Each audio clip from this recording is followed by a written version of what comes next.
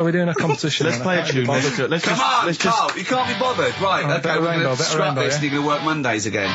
Since You've Been Gone by Rainbow on XFM 104.9. Well, it's what the Londoners have been waiting for. It's Rockbusters, isn't it, Carl? Well, it's not Rockbusters. It's something we've done. It's a bit like Rockbusters, but it's been tweaked. Brilliant. Right? So remember that it's done with sound effects and that. Oh God! Really? What do you mean? All right, come on. Right, remember this one? We tried it before. Hold on, wait a minute. No headphones on, right? Hold on, wait a minute. And this is one you've done in the past. This is not the competition. This is not the competition, but I said, like, what song is this? Right. Smack my bitch up, yeah. Yeah. Brilliant. Smack my bitch up. Yeah.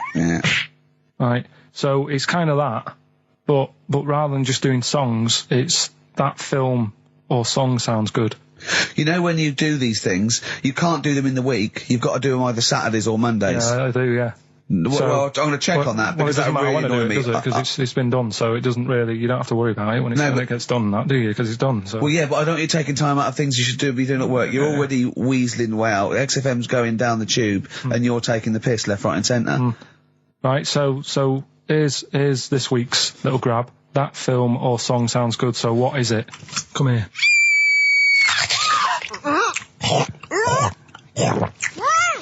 I'm well happy now I've had that. What? Right? It's a film or a song title, is it? No, it's a film or a song. What do you Forget mean? that. It's a film.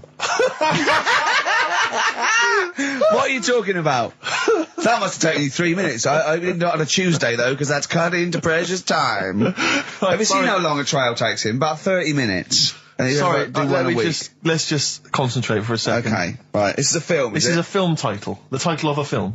Yeah. Play it again. Come here.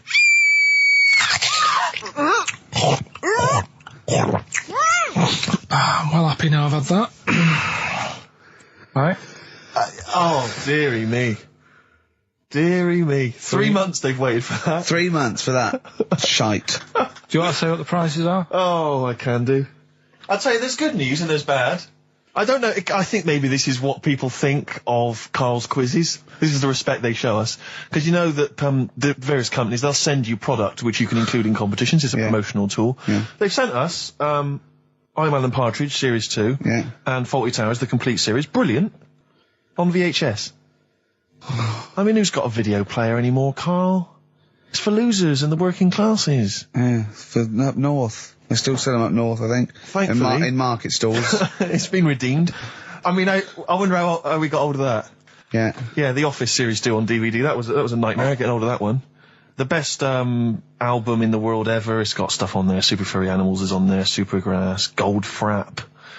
And also the best of the Boomtown Rats, which is not bad. And a couple of Teachers DVDs. So some good stuff there amongst the VHSs. And you can win all of those treats by identifying this film. Oh, God. Come here.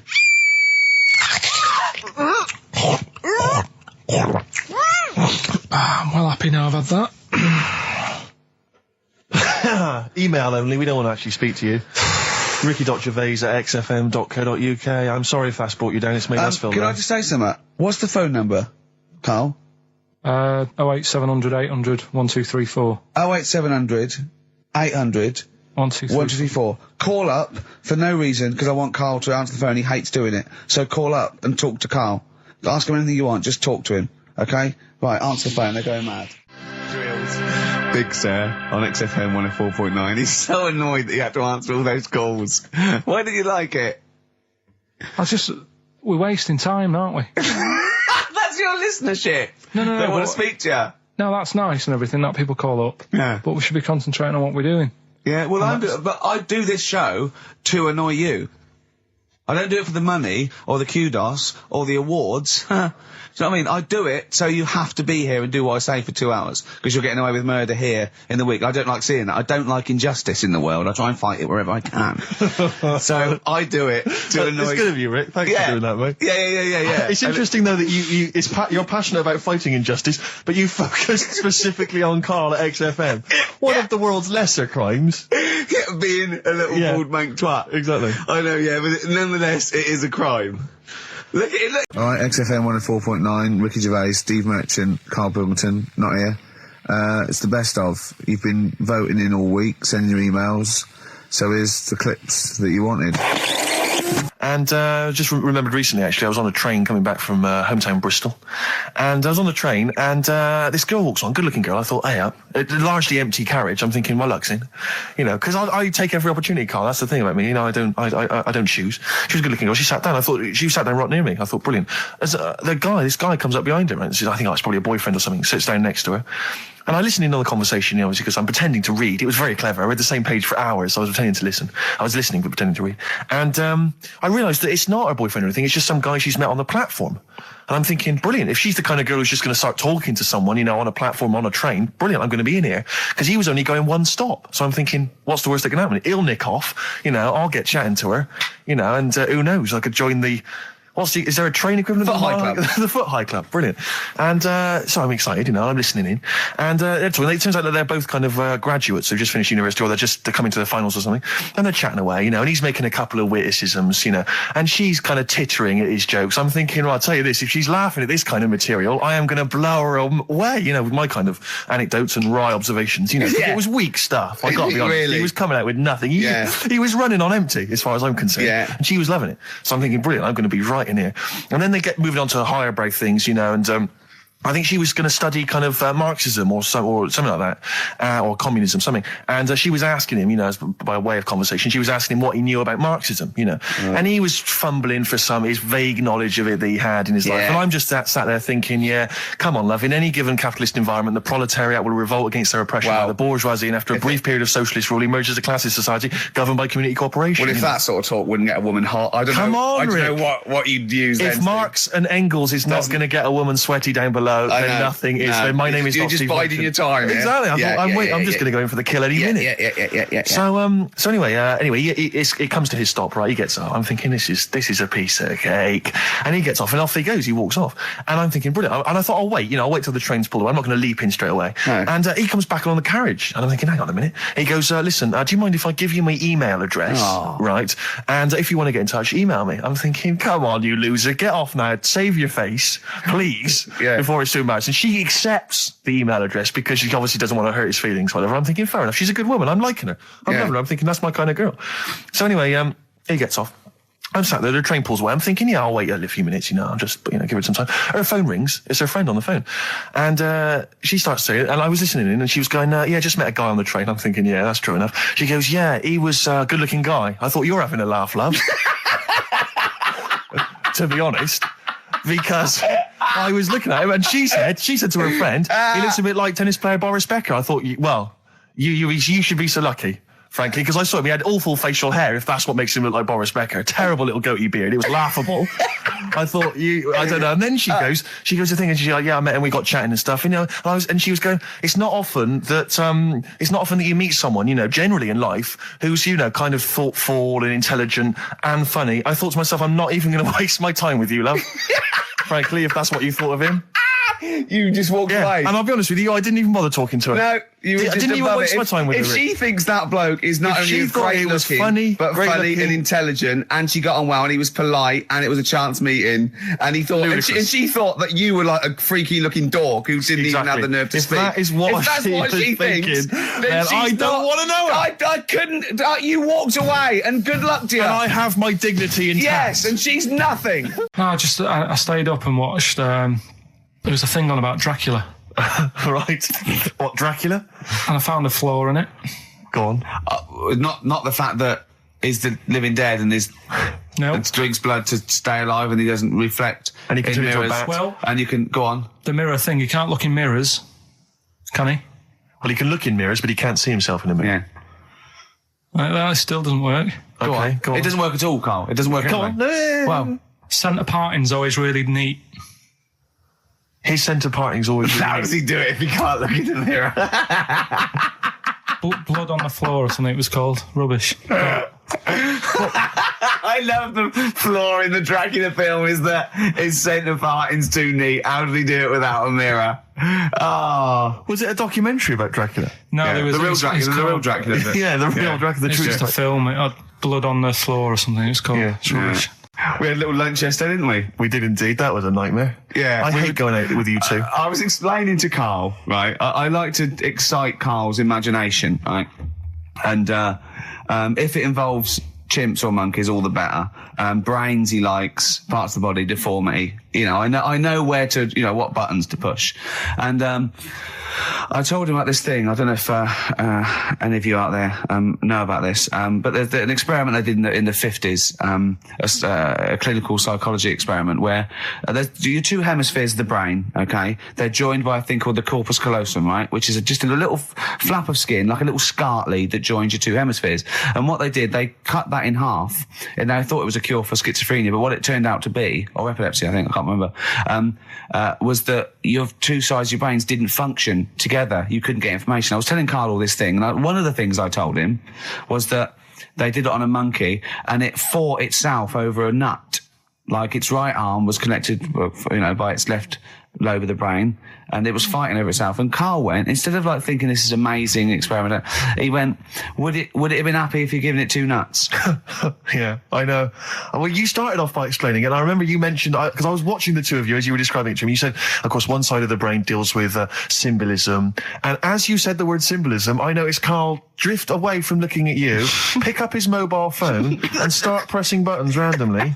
And I thought it was the word symbolism that got him. And I noticed you took you just a moment longer. And I think the first thing you said was, when did I lose you? Yeah, I knew I'd lost him. It's extraordinary. And he doesn't even try to disguise it. I said nomenclature at one point as well. Right, yeah. And I knew I was dicing with death there. Yeah. But, but I told you tried to look it up, didn't you, on the web? You didn't find anything about it, did you? The spelling of it's, what is it again? What's the word? Corpus callosum. Yeah, so I couldn't do it. Don't bother. Give up. Don't bother. So if anyone knows any interesting facts about that, but yours hasn't been cut in half, has it, Karl? That would, again, might explain something. I'll tell you what we will be talking about later. I don't know if you're sort of aware of them, Steve. Go on. Bonobos. Oh, I don't know much about bonobos. I told him about he was looking for stuff. I said, put in bonobo. He was having no luck with chimp. And they're a form of chimpanzee, but they're even closer to us, evolutionarily speaking. They've got their social groups are more like ours. They're more intelligent, and he was loving it, weren't you? So is it human bonobo Karl? Is that how it works on the evolutionary ladder? Chimp Karl. Yeah. Talking about him. So we're talking about bonobos. You're excited about that? Yeah, That's coming up in Monkey News. I'm saying let people enjoy the life they've got left. No, you're not. You're saying don't put them in hospital, leave them at home to die. No, I'm not. Give them a Rubik's Cube and let them die. That's what you're saying. Yeah, I'll tell you something now, right? Steve, I'll tell you something. I didn't want to do it because it brings the show down, but she did die. Who, the blue-handed lady? Yeah. How do you know? Because I said to my dad, how's the woman next door? She said, she went last night. They've got an old fella in there now. God. So, there you go. So, wouldn't it have been better to leave her at home where her friends and family can call and speak to her, even nip that round if they want, you know, with a cat, I imagine. No, it's definitely a cat now. What was that cat's called that you imagine? Probably, I'm seeing like a big ginger one, so I don't know, something like, I don't know, maybe ginger or whatever. Maybe I had a budgie. But that's what I'm saying, just let him enjoy his life, because dying in hospital, I wouldn't like to do it. If I went to the doctors and they said, you haven't got long life left, I'd say, well, I'll stay at home. Yeah. And that's the point I'm getting at. Yeah. Right? If you can't do anything for them, let them enjoy their life. Yeah, a Rubik's Cube. Right, well, I remember, I think all kids go through a phase of shoplifting. Well. And when I was going through it, I used to just little things, just like magic markers and magazines, Mars bars, that sort of thing. Yeah. And one day, right, my mate, Anthony, his mum called up my mum and said, I've got to meet up with you. I've got to have a word with you. And she said, what about? She said, I don't want to talk about it over the phone. So she goes, oh, right. Well, yeah, come round tonight then. So anyway, my mum sees me. She don't want to be in an awkward position and, like, be a bit embarrassed and what have you. So she sees me and she goes, right, Anthony's mum's coming round. What have you been doing? Yeah. So I go, oh, God. I said, I've been nicking stuff. So she goes, like what? So not big stuff. I've had a few calculators and Mars bars and stuff. How many? I'll just work it out. Hold on. Works out at 7.2 per day. So, how many calculators do you need? So it was when that phase. You failed maths, didn't you? Everyone wanted a calculator. It was like a trendy thing, wasn't it? Right. Oh, yeah. In Manchester a couple of years ago, yeah. So anyway, I told her all this and I confessed to, like... Computers will make it there one day. I confessed to... There's magic in the back of battery. Go on. Confessed to nicking all this stuff. She comes round. She only wanted to borrow some money. Brilliant. She said, I don't like asking. I was a bit embarrassed to ask you over the phone, but can I borrow 20 quid? Oh, that's fantastic. And there's me. That's great. And it's similar sort of thing to yours. And did you... And he went, hold on, I'm going to work out the interest on that. I banked 10%. She'll owe you £4.40. Yeah. So your mum was a loan shark. yeah. And did she mention? She went, I just with that other, because what I'm saying is presumably you got your mate in trouble. No. Right, you didn't. That's great. Anyway, policeman caught photographing. I don't know why it makes me laugh. It's just the phrasing, I suppose. It's the headline. Policeman caught photographing up woman's skirt. No, he wasn't up there taking a picture of Big Ben. He wasn't going, can I just sit up here? I'm just going to take a picture of that seagull over there. No. He was facing the camera up a woman's skirt. He was indeed. Right. A policeman in Japan is facing disciplinary measures after he was caught photographing up a woman's skirt with a hidden camera while on duty. The 42-year-old sergeant, who's not been named, used a digital camera to secretly snap the shots when the woman was reporting a stolen bicycle. So he was actually doing his proper job. He'd obviously thought to himself, I'll bring him a digital camera today. On the off chance a beautiful woman comes in to report a crime or robbery, I'll have it ready, I'll have it positioned, in such a way. But this is interesting. This is how he got caught. Okay? The woman became suspicious after she saw a flash go off. brilliant. I mean, this not a secret at all. Sorry, did I just see your shoe? Your shoe just seemed to just spring into life there. It was light. There was light. Yeah, I think I've had someone set fire to some magnesium that was on the end of it. It won't happen again. But it's only you and I in here, and your shoe was just suddenly lit. Why are you standing like that? Why is your shoe just sort of like between my feet? There's no reason. This is how I always stand. What did the bike look like? Flash? So, are you taking pictures of my family? No. And no, I'm not. And you should be wearing knickers anyway. Well, how do you know that? What? How did you know I'm not? How did I know what? I'm not wearing any... I didn't know you. I don't know what you've got up there. Well, I don't know what it looks like, and there's no way I could. Of course, it would be roughly that conversation in Japanese. I know, yeah. Can I just ask Karl how he got on over Christmas? Because the last time I spoke to him, you hadn't bought a present for your girlfriend. Yeah. I have to say, I was on tenterhooks all Christmas. Well, you changed it. After that show, I felt bad, even though I shouldn't have done, because... Because you hadn't bought your girlfriend a Christmas present? Yeah, but I said to you, I booked a table at a hotel in Covent Garden, had Christmas dinner there, which was nice, right? It's good food and everything. Didn't feel like enough to me. Well, then I went out and treated some stuff, and then... No. A couple of days before Christmas, he went... I took Suzanne to that hotel we're going to go to for Christmas dinner. We had tea and cakes. And I went, oh, you treated her? He went, no, she paid for it, but I was just showing her what it was going to be like. That was her extra treat. She paid for it. I love that. Brilliant. Yeah. Well, it was a dear. It was like 150 quid for a meal for two, which is pretty dear. So I'm not going to buy her cakes as well. I love that! All right, love, have anything you want. You pay for your own pudding, I'm not mental. Yeah. So you treated her to some other stuff? Yeah, some bits and bobs. What, so she chose them and you paid for them? What, the presents? Yeah. No, you chose them and she paid for them, but, you know, it's the thought that counts. I got them on the way home that Saturday. Well done. And what did you buy? Well, just some bits. It might be personal, Steve. Well, I don't care. Just some bits. Yeah, but bits and pieces. Leave out the personal bits. What bits? Just little things. And then yesterday, right? A monkey wrench and a new washer for the shower. Yeah.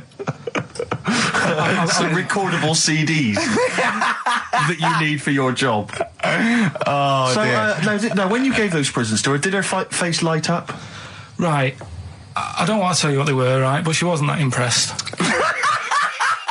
You're going to tell us what they are now, tell us what they are. You even know what they are. She told you on Christmas Day. Hold on, wait a minute. But it doesn't matter what they are. It does matter what they are. It doesn't. It does, Karl. It's you, mate. Of course it doesn't matter. Oh, God! Have you just remembered? Yeah! Right, but there's no need. I've got to tell him, Karl. I really want your permission, because I don't want to be I know it's not, but we know it's not that embarrassing. It's really quite sweet. Yeah, but in a way, right, the way I look at it is, right, Christmas even when I was a little kid, right, it's not... Please let me tell him, Carl. Well, let me just tell you first, though. Let me tell you why I didn't go all out on the old present front. All right. Justify yourself. Right. First of all, I've covered it up since then anyway, right, with that present, because I bought her some shoes yesterday, and she did say, I'll give you the money for them, but when I get home, I said, it's all right. I said, you can have them, right?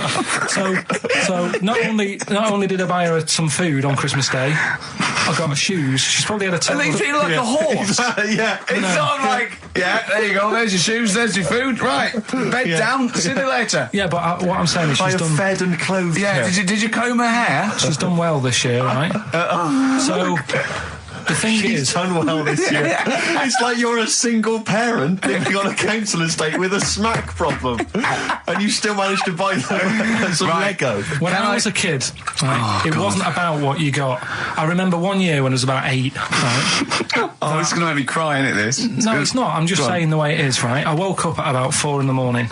And I was like, what have I got? And I couldn't sleep. I was that on edge. It's the excitement of Christmas, isn't it? It's like, what's wrapped up? I need to know. Sure. And it's the fact that people are saying, no, you won't know until tomorrow. Yes, sure. That annoys you and winds you up. Okay. So I got up at 4 in the morning, opened my presents, and then went, right, I know now, went back to bed, had a great sleep. Yes.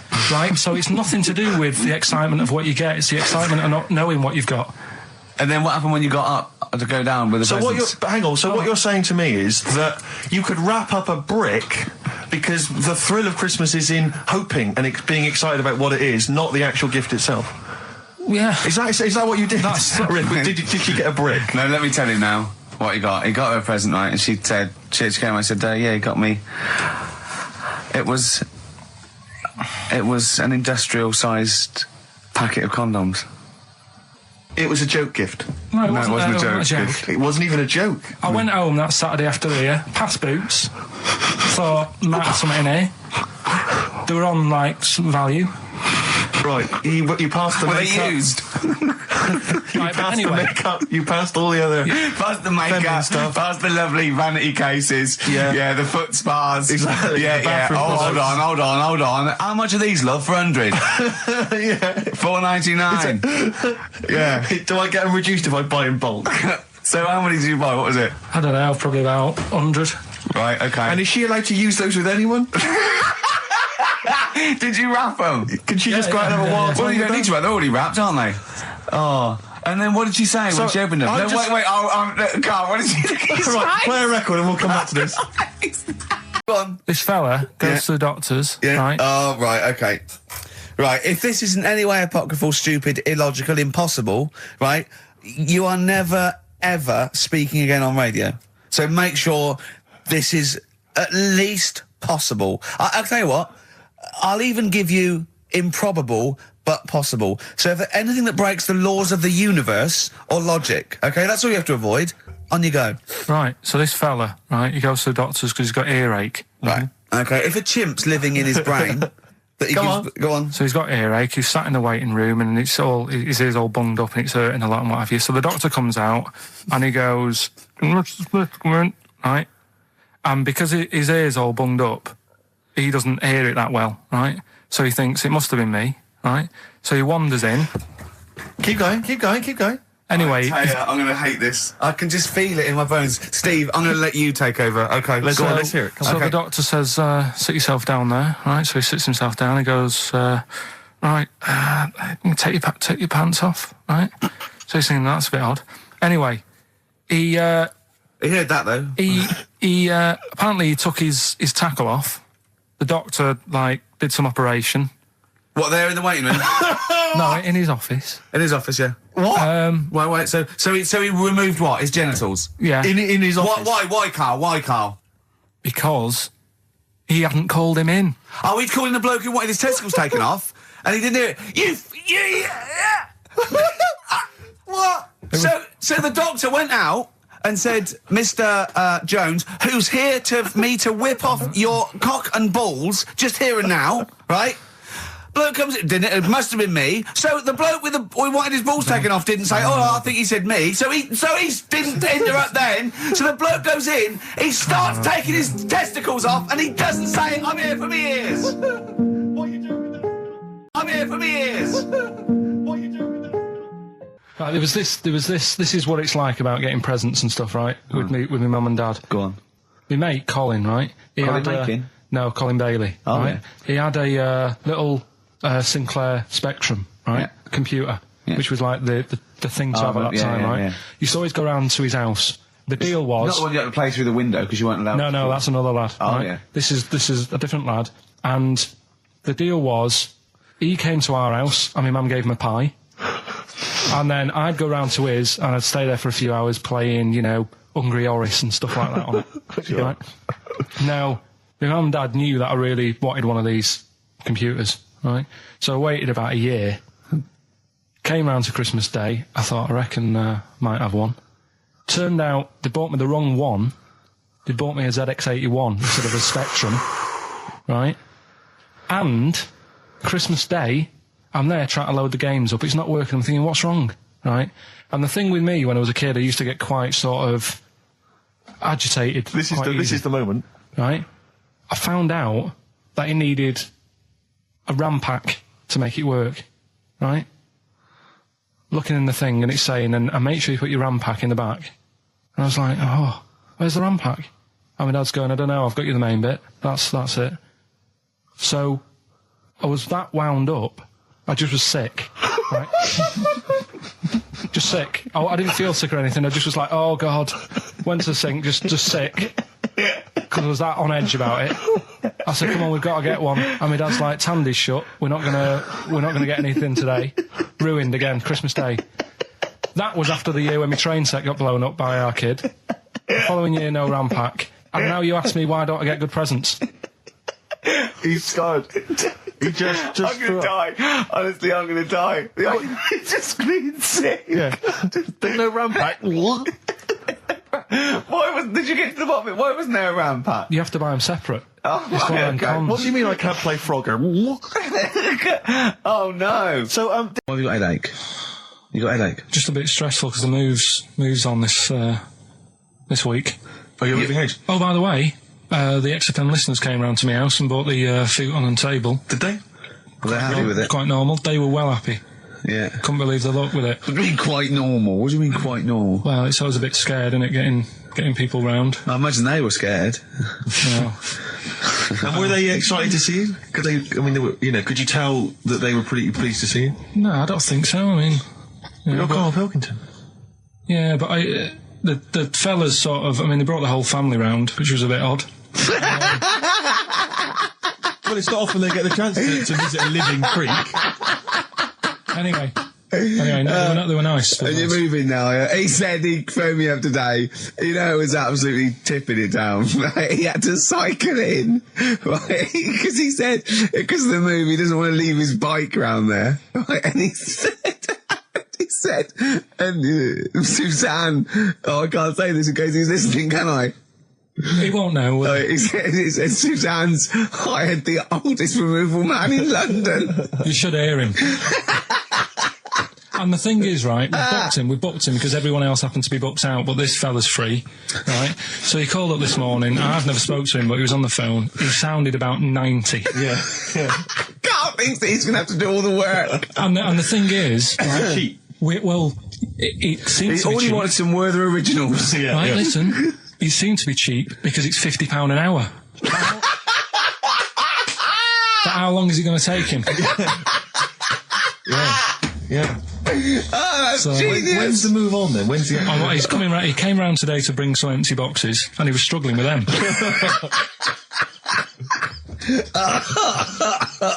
So it actually happens on Wednesday. Oh God. Anyway, So let me say you were laughing and almost had a heart attack. Doesn't bode well for the boxing match, does it? Cough at the moment, like. It's a thing that uses sort of metaphor, analogy, just to explain sort of morals. They're very, very old for a start, and it's all. I'll give you an example of one. A quick one. Oh, the one about the dog with two bones. He goes to a dog's got a bone. He sees a reflection in the lake, and he thinks, "Oh, that dog's got a nice bone.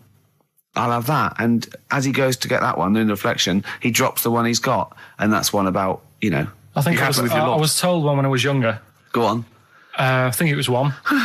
This young lad, he's got a dog, right, and he's about 8 years old, and this dog, he's had it since he was about 4, and it's a bit tired now, and he chucks sticks for it, and it doesn't go for it, and he's saying to his mum, I want a new dog, because this one's useless, it doesn't do it doesn't have any fun with me. So they say, oh no, but Rover's a good little dog, you should look after it. And he's like, I don't like it, I want a new one. So they buy him a new puppy, and it's running around, yapping about, and he's loving it, and he's playing around with it in the grass. And then one day he goes to the park, and he's messing about and rolling about with it, and he falls into the lake, right? And the little puppy's like yapping at him, and he's going, help me, the little dog's yapping. And then the old dog comes and gets his collar, and it pulls him out of the lake. And he goes, oh, God, why did I forget about you? You're the better dog. And he loved that one again rather than the puppy. I got a feeling that was Lassie. Well, yeah, that was an episode of Lassie. What's the moral? What's the moral there, Carl? What's that telling? What's that explaining through analogy? Sort of, don't forget the old. So, look after old people? Yeah, but I've got some planning here. Go on then. Quizzes. What I did was when I was on holiday. Yeah. Right. You said come up with a new idea, right? So the best way of coming up with ideas is sort of thinking, sort of nicking a TV show name and then twisting it a bit. Yeah. So. Or just rip off Simon Mayo's idea completely. That's good advice for anyone out there. I didn't. Yeah. If you're interested in ideas. See, Carl is presently running a course writing for TV. Yeah. And that's the lesson 1, isn't it? Just rip something else off. Just do it and change the title slightly. Yeah. Well, go on. This one I haven't really got. I don't know what to do on the game, but I'm thinking Strike It Ricky. That's all you've got? That's what you've come up with. How long did that take? Through. What is that? I just thought it sounded a bit like Lucky. Forget that one then. Yeah, forget that one. Okay, yeah. Well, no, good. No, we all have hits and misses. Even Spielberg's, not all his films, can hit the. Go on. Right. No, okay, no, it's a good. Go on. Yeah. Remember Big Brother? Yeah. Do I remember Big Brother? No, go on. Big Mother, right? You call in. If your mum's heavy, you win a CD. What do you mean? How can you prove that? All right, forget that. Right, ER. Here's one. Right, ER. Good one. No. Yeah, no. The Price is Right. Remember that? Yeah. Right. The Price is Ricky? No. The Rice is Right. And what I do, I read from an Indian menu and a Chinese menu. You tell me whether you have pilau or egg fried. He's a genius, isn't he? He really is a modern. That one. Let's go on then. Let's go into this one. Let's not cross this off right away. Go on then. What you read from what? Well, I'll get a couple of menus from like an Indian and a Chinese takeaway. Yeah. And I'll go like, chicken korma. Well, could I just suggest that as it's an Indian, it will be pilau, and anything you read out that is... Yeah, but you don't know which one I'm reading from. What, the chicken korma's Indian, isn't it? Yeah, so you go pilau. But then well, you might as well say Indian or Chinese. No, because then the name wouldn't work. The Rice is Right. Okay, yeah, I forgot you was working for the title backwards, aren't you? Okay, yeah. I'm so confused. I don't know where I am or what day it is. I'll tell you a job I don't like. What? I wouldn't want to be doing. The woman, there's a little woman who sits in the little snack stall on Finchley Road. Yeah. And I don't know how to describe it, really. She is surrounded by snacks. She can't move for snacks. It's Does it look like American Beauty, but with different... Not dissimilar to that. Yeah. It's a little hut on the station. Yeah. And it's like, if you go to the seaside, you can put your head through one of those cardboard cutouts and it looks like you're a big fat person or whatever, and you can have your photo taken. It's like an equivalent of that, but it's just snacks everywhere. She's got bananas up to her chin. She's got chocolate coming down to her eyes, crisps either side of her. She can't move. She can't do 360 degrees. She's like packed in there. I don't know how she gets in there. I think they put her in there first, and pour in the bananas. Yeah. And then they go pour in the nuts. She has 2 hours of makeup before they open. Exactly, yeah. Dressing her in there. Because I'll ask for something from the fridge, and she cannot turn her head to see. She has to go by feel alone, just to feel the fridge and get stuff out and pass it. And often I'll say, that's not what I wanted, but she can. You've got to let her off. It's extraordinary. Dear. But there's no music playing. But she has to sell her way out of it. Exactly. If it's a slow day, she's stuck there till the next day. Yeah, it's like a world-breaking attempt. Talking about jobs and that, though, I was reading the other day about, rubbish jobs that people have had and stuff. I haven't got time when I'm at work, man. I just get on with it. I'm not squiddly diddly. Fingers in pies, different jobs. Go on. Do you know Ivor the Terrible? Ivan. His Russian. Yeah, that was the Welsh fella. It was bloody awful, but not as bad as his Russian cousin, Ivan. Go on. He had a fella doing some work for him. Right, this fella built his house.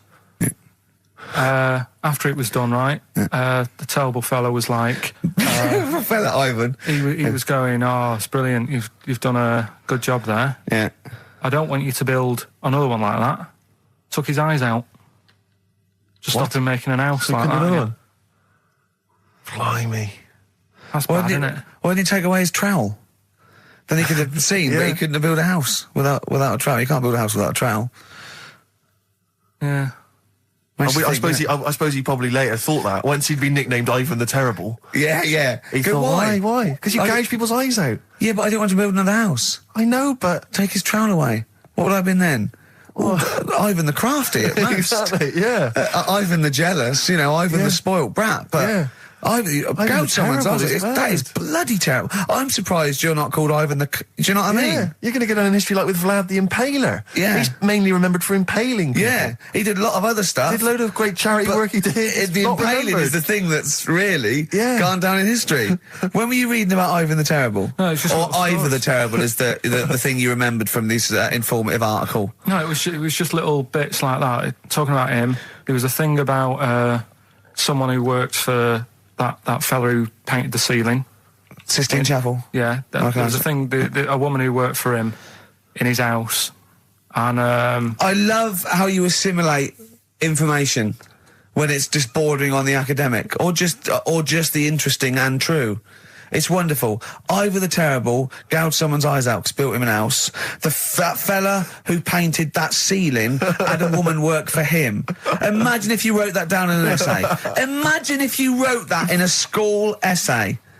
Well, you'd probably end up with not getting a grade or thinking you turned up to more than you had. Exactly. Anyway, the woman who lived with... Yeah, the woman who lived in a shoe. Go on. Yeah, there was this woman who lived with him, and she used to, go out and do all this shopping and that.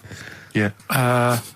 But because she couldn't read or write, he used to have to draw everything that he wanted. Why couldn't he just tell her? I don't know. No, wait. That's an excellent point. Could she talk?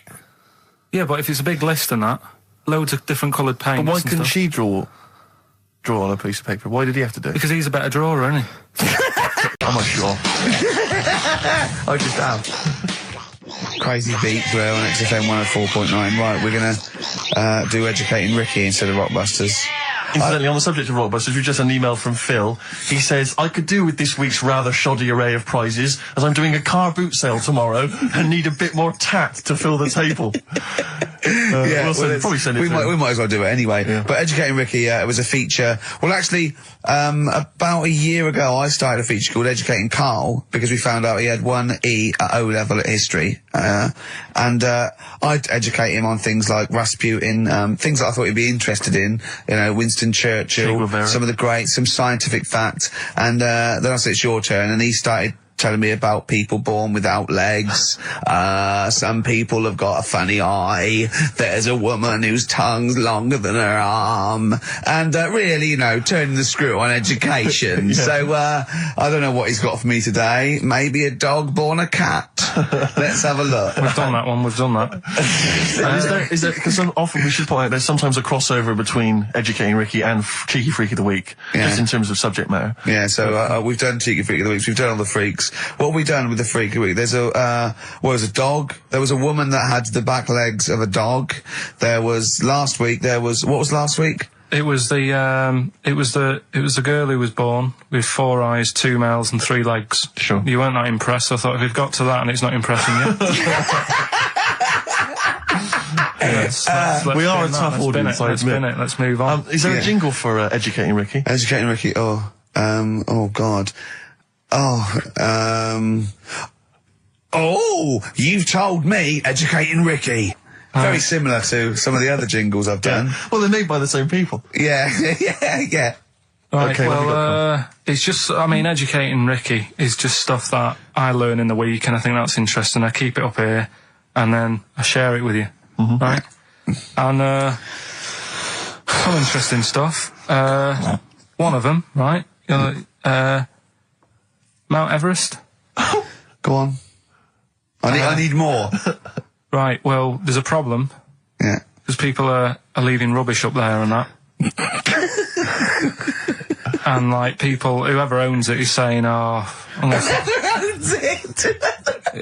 he's saying, forget this. They're leaving a mess and all that. But do you know why it's called Mount Everest? What was that? That's one, is it? That's one. There's rubbish on Mount Everest. No, How many people go up there? Are we talking about people dumping old tellies and washing machines? Who's fed up? The Yeti? What are you talking about? No, I mean, that isn't what I'm educating you. I'm just telling, this is part of the story. I'm just telling you. It's just a bit of context for you. Like, they're leaving loads of rubbish up there. Well, they're not leaving loads of rubbish up there, are they? No, they are. They're apparently not like right trams and washing machines and seagulls flying everywhere. Steve's got the Sun. Yes, we're just going to be doing White Van Carl, where we ask Carl the questions the Sun asked some other bloke. That's right. Because we think Carl's got more to say than anyone on anything. Carl only tells the truth, by the way. Just remember that, listeners. Off you go. Yes, well, today's White Van Man in the Sun is John Slade. He owns his own door maintenance company. His answers are very informative, I have to say. But, Carl, what do you make of the Channel 4 producer, aged 30, who duped a school into believing he was a teenager for a documentary? Are you familiar with this story? No, go on. Well, basically, a 30-year-old guy kind of fooled the school into thinking he was a pupil for a secret documentary. The school's outraged. Do you think that that's, for you, should anything go when it comes to making TV? I think I've said to you before, there's loads of kids at my school. I remember being in the first year, and kids who, what year do schools go up to? I was in the first year. What is it? 11. 5? Oh, sorry, first year of infants and juniors. No, secondary school. 11. Right, year 11. Kids have beards and stuff. No, not year 11. They're 11 when they first go to secondary school. Right, well, I'm 11. The kids at the older end. Well, there's a fifth form, and then there's you can leave when you're 16, I think, can't you now? Right, well, kids who were 16 looked old. They did have beards. I remember going there and thinking some of them were teachers. I think he's answered that. Next one. What's the next one? Tattoos and everything. I think they're kids in the earlier years even. What do you make of the fact that Mariah Carey's £38 million payoff has cost EMI staff their jobs, and we're talking 1,800 EMI staff who have lost their jobs? What do you think of that? Yeah, I mean, is that silly money, Mariah Carey, on 38 million? She doesn't need that much. She doesn't need that much. She has to dress nice, though. It's not her fault. I'd say it's bad business. Okay. Because EMI, did you say? Yes. Right. They've got rid of them staff. Yeah. Mariah Carey's left. Who's going to do the work? Do you think Mariah should come back and do some temping? Well, they should have got a loan and paid her. Okay. Do you know what I mean? Vicious circle, that. Right. Have you done a business degree or anything? Commerce. You did commerce. Where did you do that? What did you do with that? At school, I'd learn how to fill out a cheque, pay a bill, and I think I had a trip round Kellogg's. Did you get an O level or a GCSE? We know he didn't. You know, I didn't. But was there a commerce exam, or was it just a division of Can't maths? remember. What did he fill out a check? Was it a subset of It maths? was an option. It was like, if you want to do it, you can. What was it? Fill out a check. Pay a bill. Pay a bill. Have a visit round Round Kellogg's. Kellogg's, and I saw my sister's boyfriend there at the time. He sorted me out with some variety packs. Really? What was in them? You know, Rice Krispies and Good stuff. Cocoa Pops? Space Dust or whatever it is. Space Nuts. So, sorry, that wasn't Ken Dodd, though. No. That was someone else, was it? That was an aunt. That wasn't Special K. Oh, dear. What about this then? Home Secretary David Blunkett admits that muggers rule some streets. Weird this, because when I was out with you... I don't believe it's going to be weird, whatever you say, Carl. No, when we were in that pub that night and we got talking about muggers and that, the tip is what I tend to do, because I nearly got mugged once. Act mental. You what? You nearly got mugged once? I nearly got mugged. Yeah. But I tried this technique of acting a bit mental. Right, and how did you act mental? Well, this guy wanted me trainers. And I was in Piccadilly Gardens in Manchester. It was quite late one night. Mm-hmm. And he come up, he said, I want them trainers. I said, you want them? I said, I worked hard for these. He said, how dare you come to me asking? And I got a bit livid. And I he looked at me like, oh my God, he's got a right one here, and he left me. Were you acting mental, or were you just mental? No, I put it on a bit. Were you not petrified though? Well, you don't think about it, do you, when you're sort of in the eyes of danger? Well, not you. Clearly, you're a brave man. So, what did you say? I just went a bit mad. I just kind of, because he said he wanted the trainers and they were dear ones at the time, and I just, no, you're not having these. So I've crafted you. I said I wanted these trainers. Yeah. And went on to tell him how I work at printers and I don't enjoy it, and I put in all these hours and that, and I have to cycle home for about 5 miles. And did he give you his trainers? Yeah. Did he have a knife? I just left. No, it didn't get that. Didn't get that violent. Well, that's very brave of you, Carl. Yeah, it's that's good. Good advice, though. Just act mental. See, what's it? Should have tried it the other night. Oh, Liza Minnelli. Yeah. Well, she said, I've worked hard for these diamonds. Yeah. Not easy being the daughter of Judy Garland. You don't know what it's like.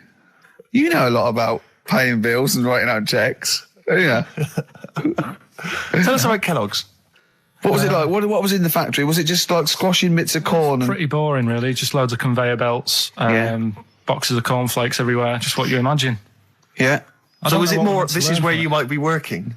This is where you're likely to work? Possibly. There was 2 trips. There was that and the trip to Manchester Evening News. Okay. And I left that early because I had a job in Cordon Bleu. In Kellogg's? Cordon Bleu, what's that? It's like a supermarket. Yeah? And I had to leave the trip early, and the teacher went mad saying they'd thought I'd got lost on the, in the building and stuff. What, you didn't tell anyone? No, because it was like day 2 of working in this supermarket, and I couldn't be late. I thought by the time I explain where I've got to go and everything, I'll be even later. Sure. So I just left, and then apparently they were searching the building and everything for me. Oh, where? Stuck in a printer. Don't know. Stuck in a printer? I don't know. What was the printer's name? You worked at a supermarket called Cordon Bleu. Yeah. Cordon Bleu! Brilliant. That's great, isn't it? It's rubbish. Oh. Got sacked. What did you get sacked for? Messing about in a back in the car park round the back. Yeah. Right, there was a grid, and all the concrete had gone funny. So when it rains, you got like a big lake. Oh yeah. Right. And I got in. Do you know those big metal trolleys you get to like put all the food in? Oh yeah. And I got in one of them and pushed myself out into this lake of cement. No, water. It was water because it'd been raining. Right. And I got stuck in the middle, right? And the boss was like, "Where's Carl? He's meant to be doing, facing up the beans." And I was like, "You were stranded in a lake." So someone said, "Oh, I saw him messing about out the back." He came out and saw me stuck in the middle of this lake in a trolley, and he said, "Get back in." I said, "Would you say no? I'm filming sharks." I said, "It's too deep. I can't get out. You'll have to pass me something." And he said, "I'm not passing you nothing." He said, "You can get out of there and walk through it." I said, "I'm not. I've got my trainers on, probably the same ones." Yeah, you've risked your life for them. Yeah. I said, "I'm not getting these wet." He said, "What are you going to do?" I said, "I'm going to wait for the water to go down the grid."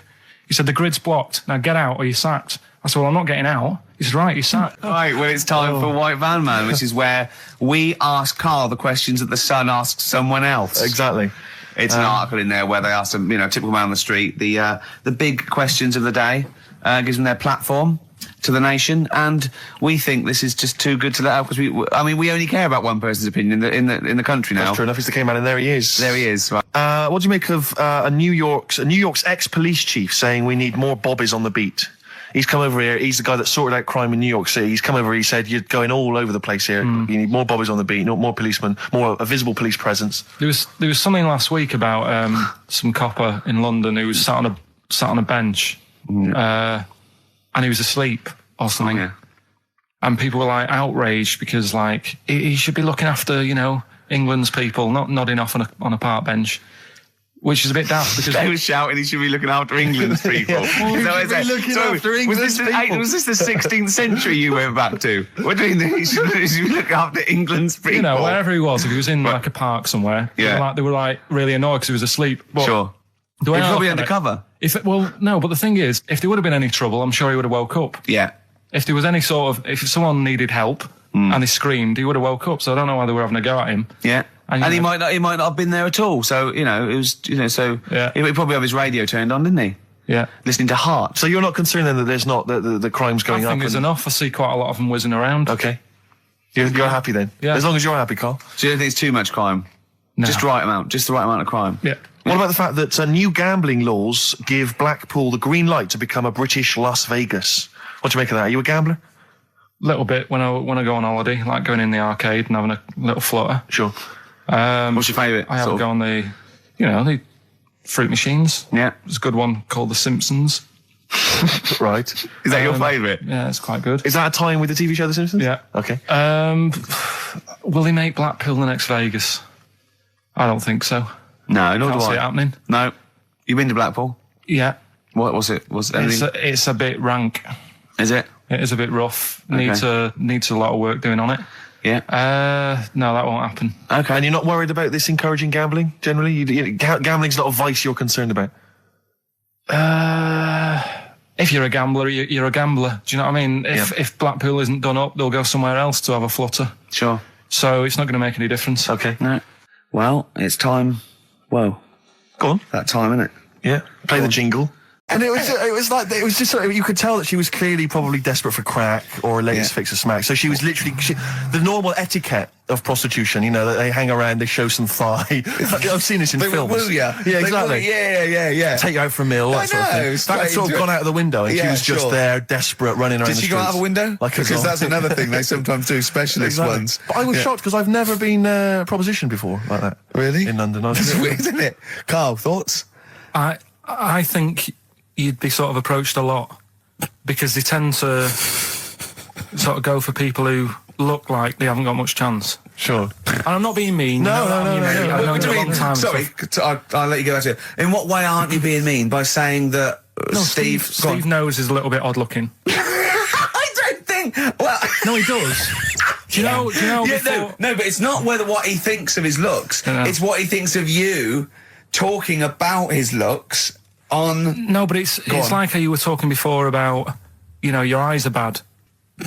It's nature's little way of saying, look, nothing to see here, right? I don't get that! I don't know what you mean. But when you look in the mirror and that, they've gone, look, he hasn't got the looks, let's make his eyes bad, right? Yeah. Nothing to see here.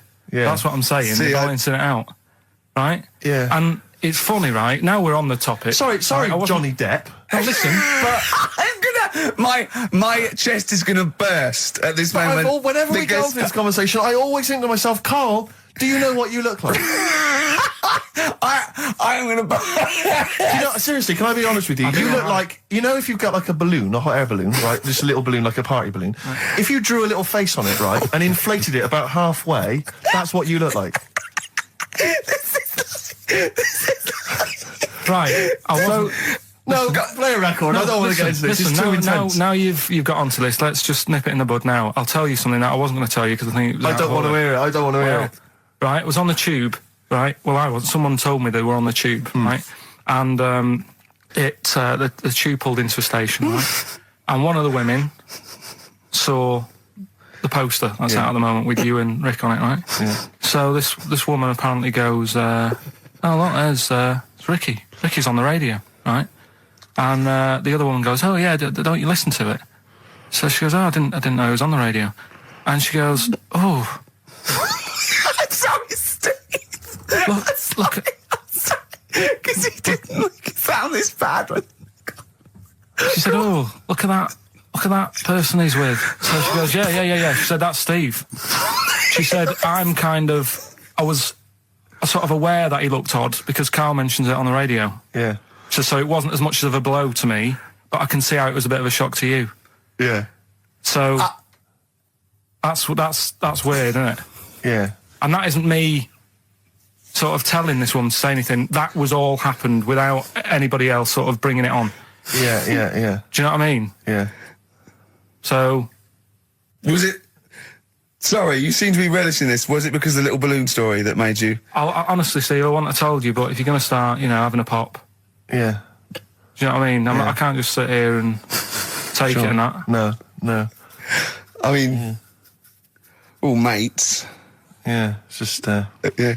Well, I mean, I was mistaken for Johnny Vegas. Steve's got a story about that, if you want to have a go at me. Well, someone just thought you were fat with a beard, which is true.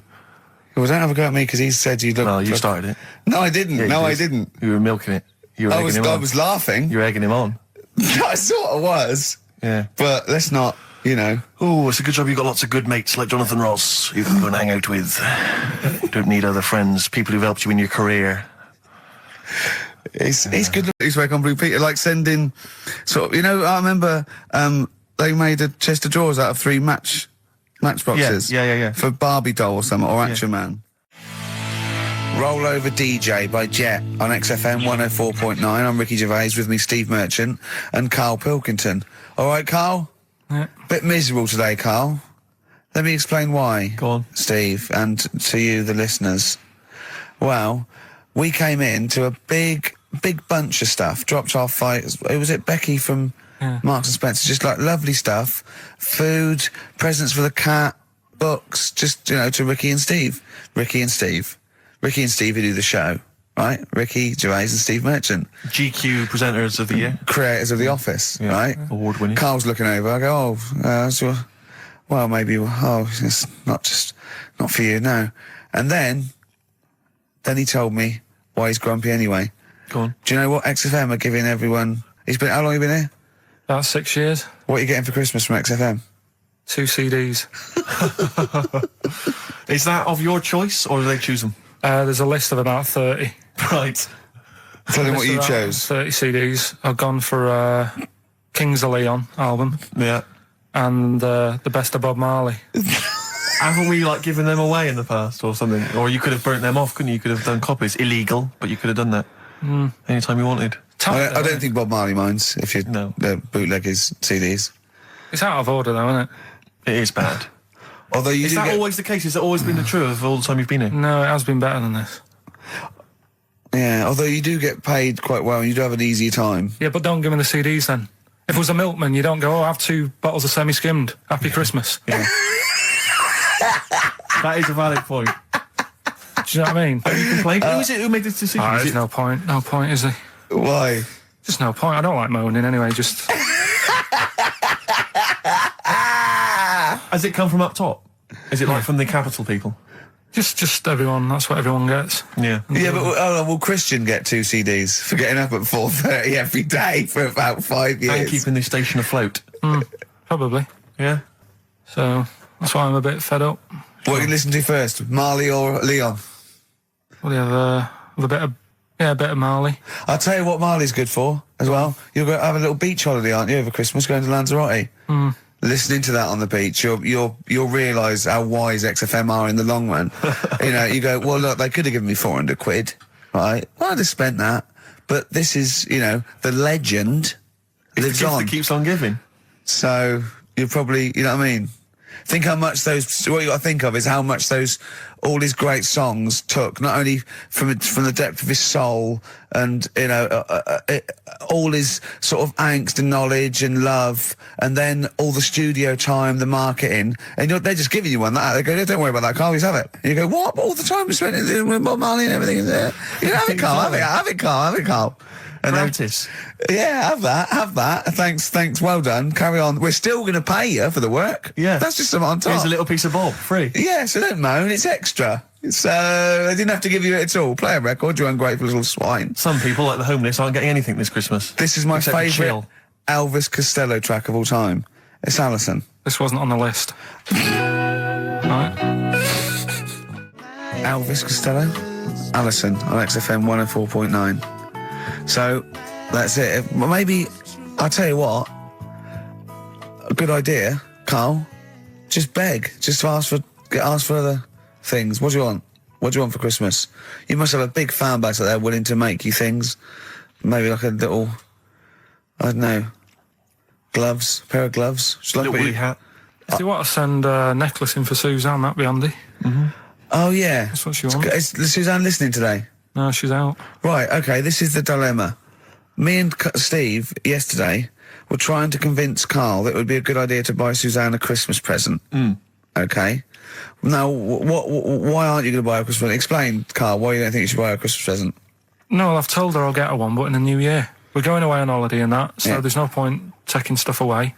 Yeah. Going to Lanzarote next week. Just get something in the sales after Christmas for the, Yeah. Right. And me and Steve were trying to explain to Carl that she would love it if you bought her something on Christmas Day. Yeah, but she knows now. But knows what?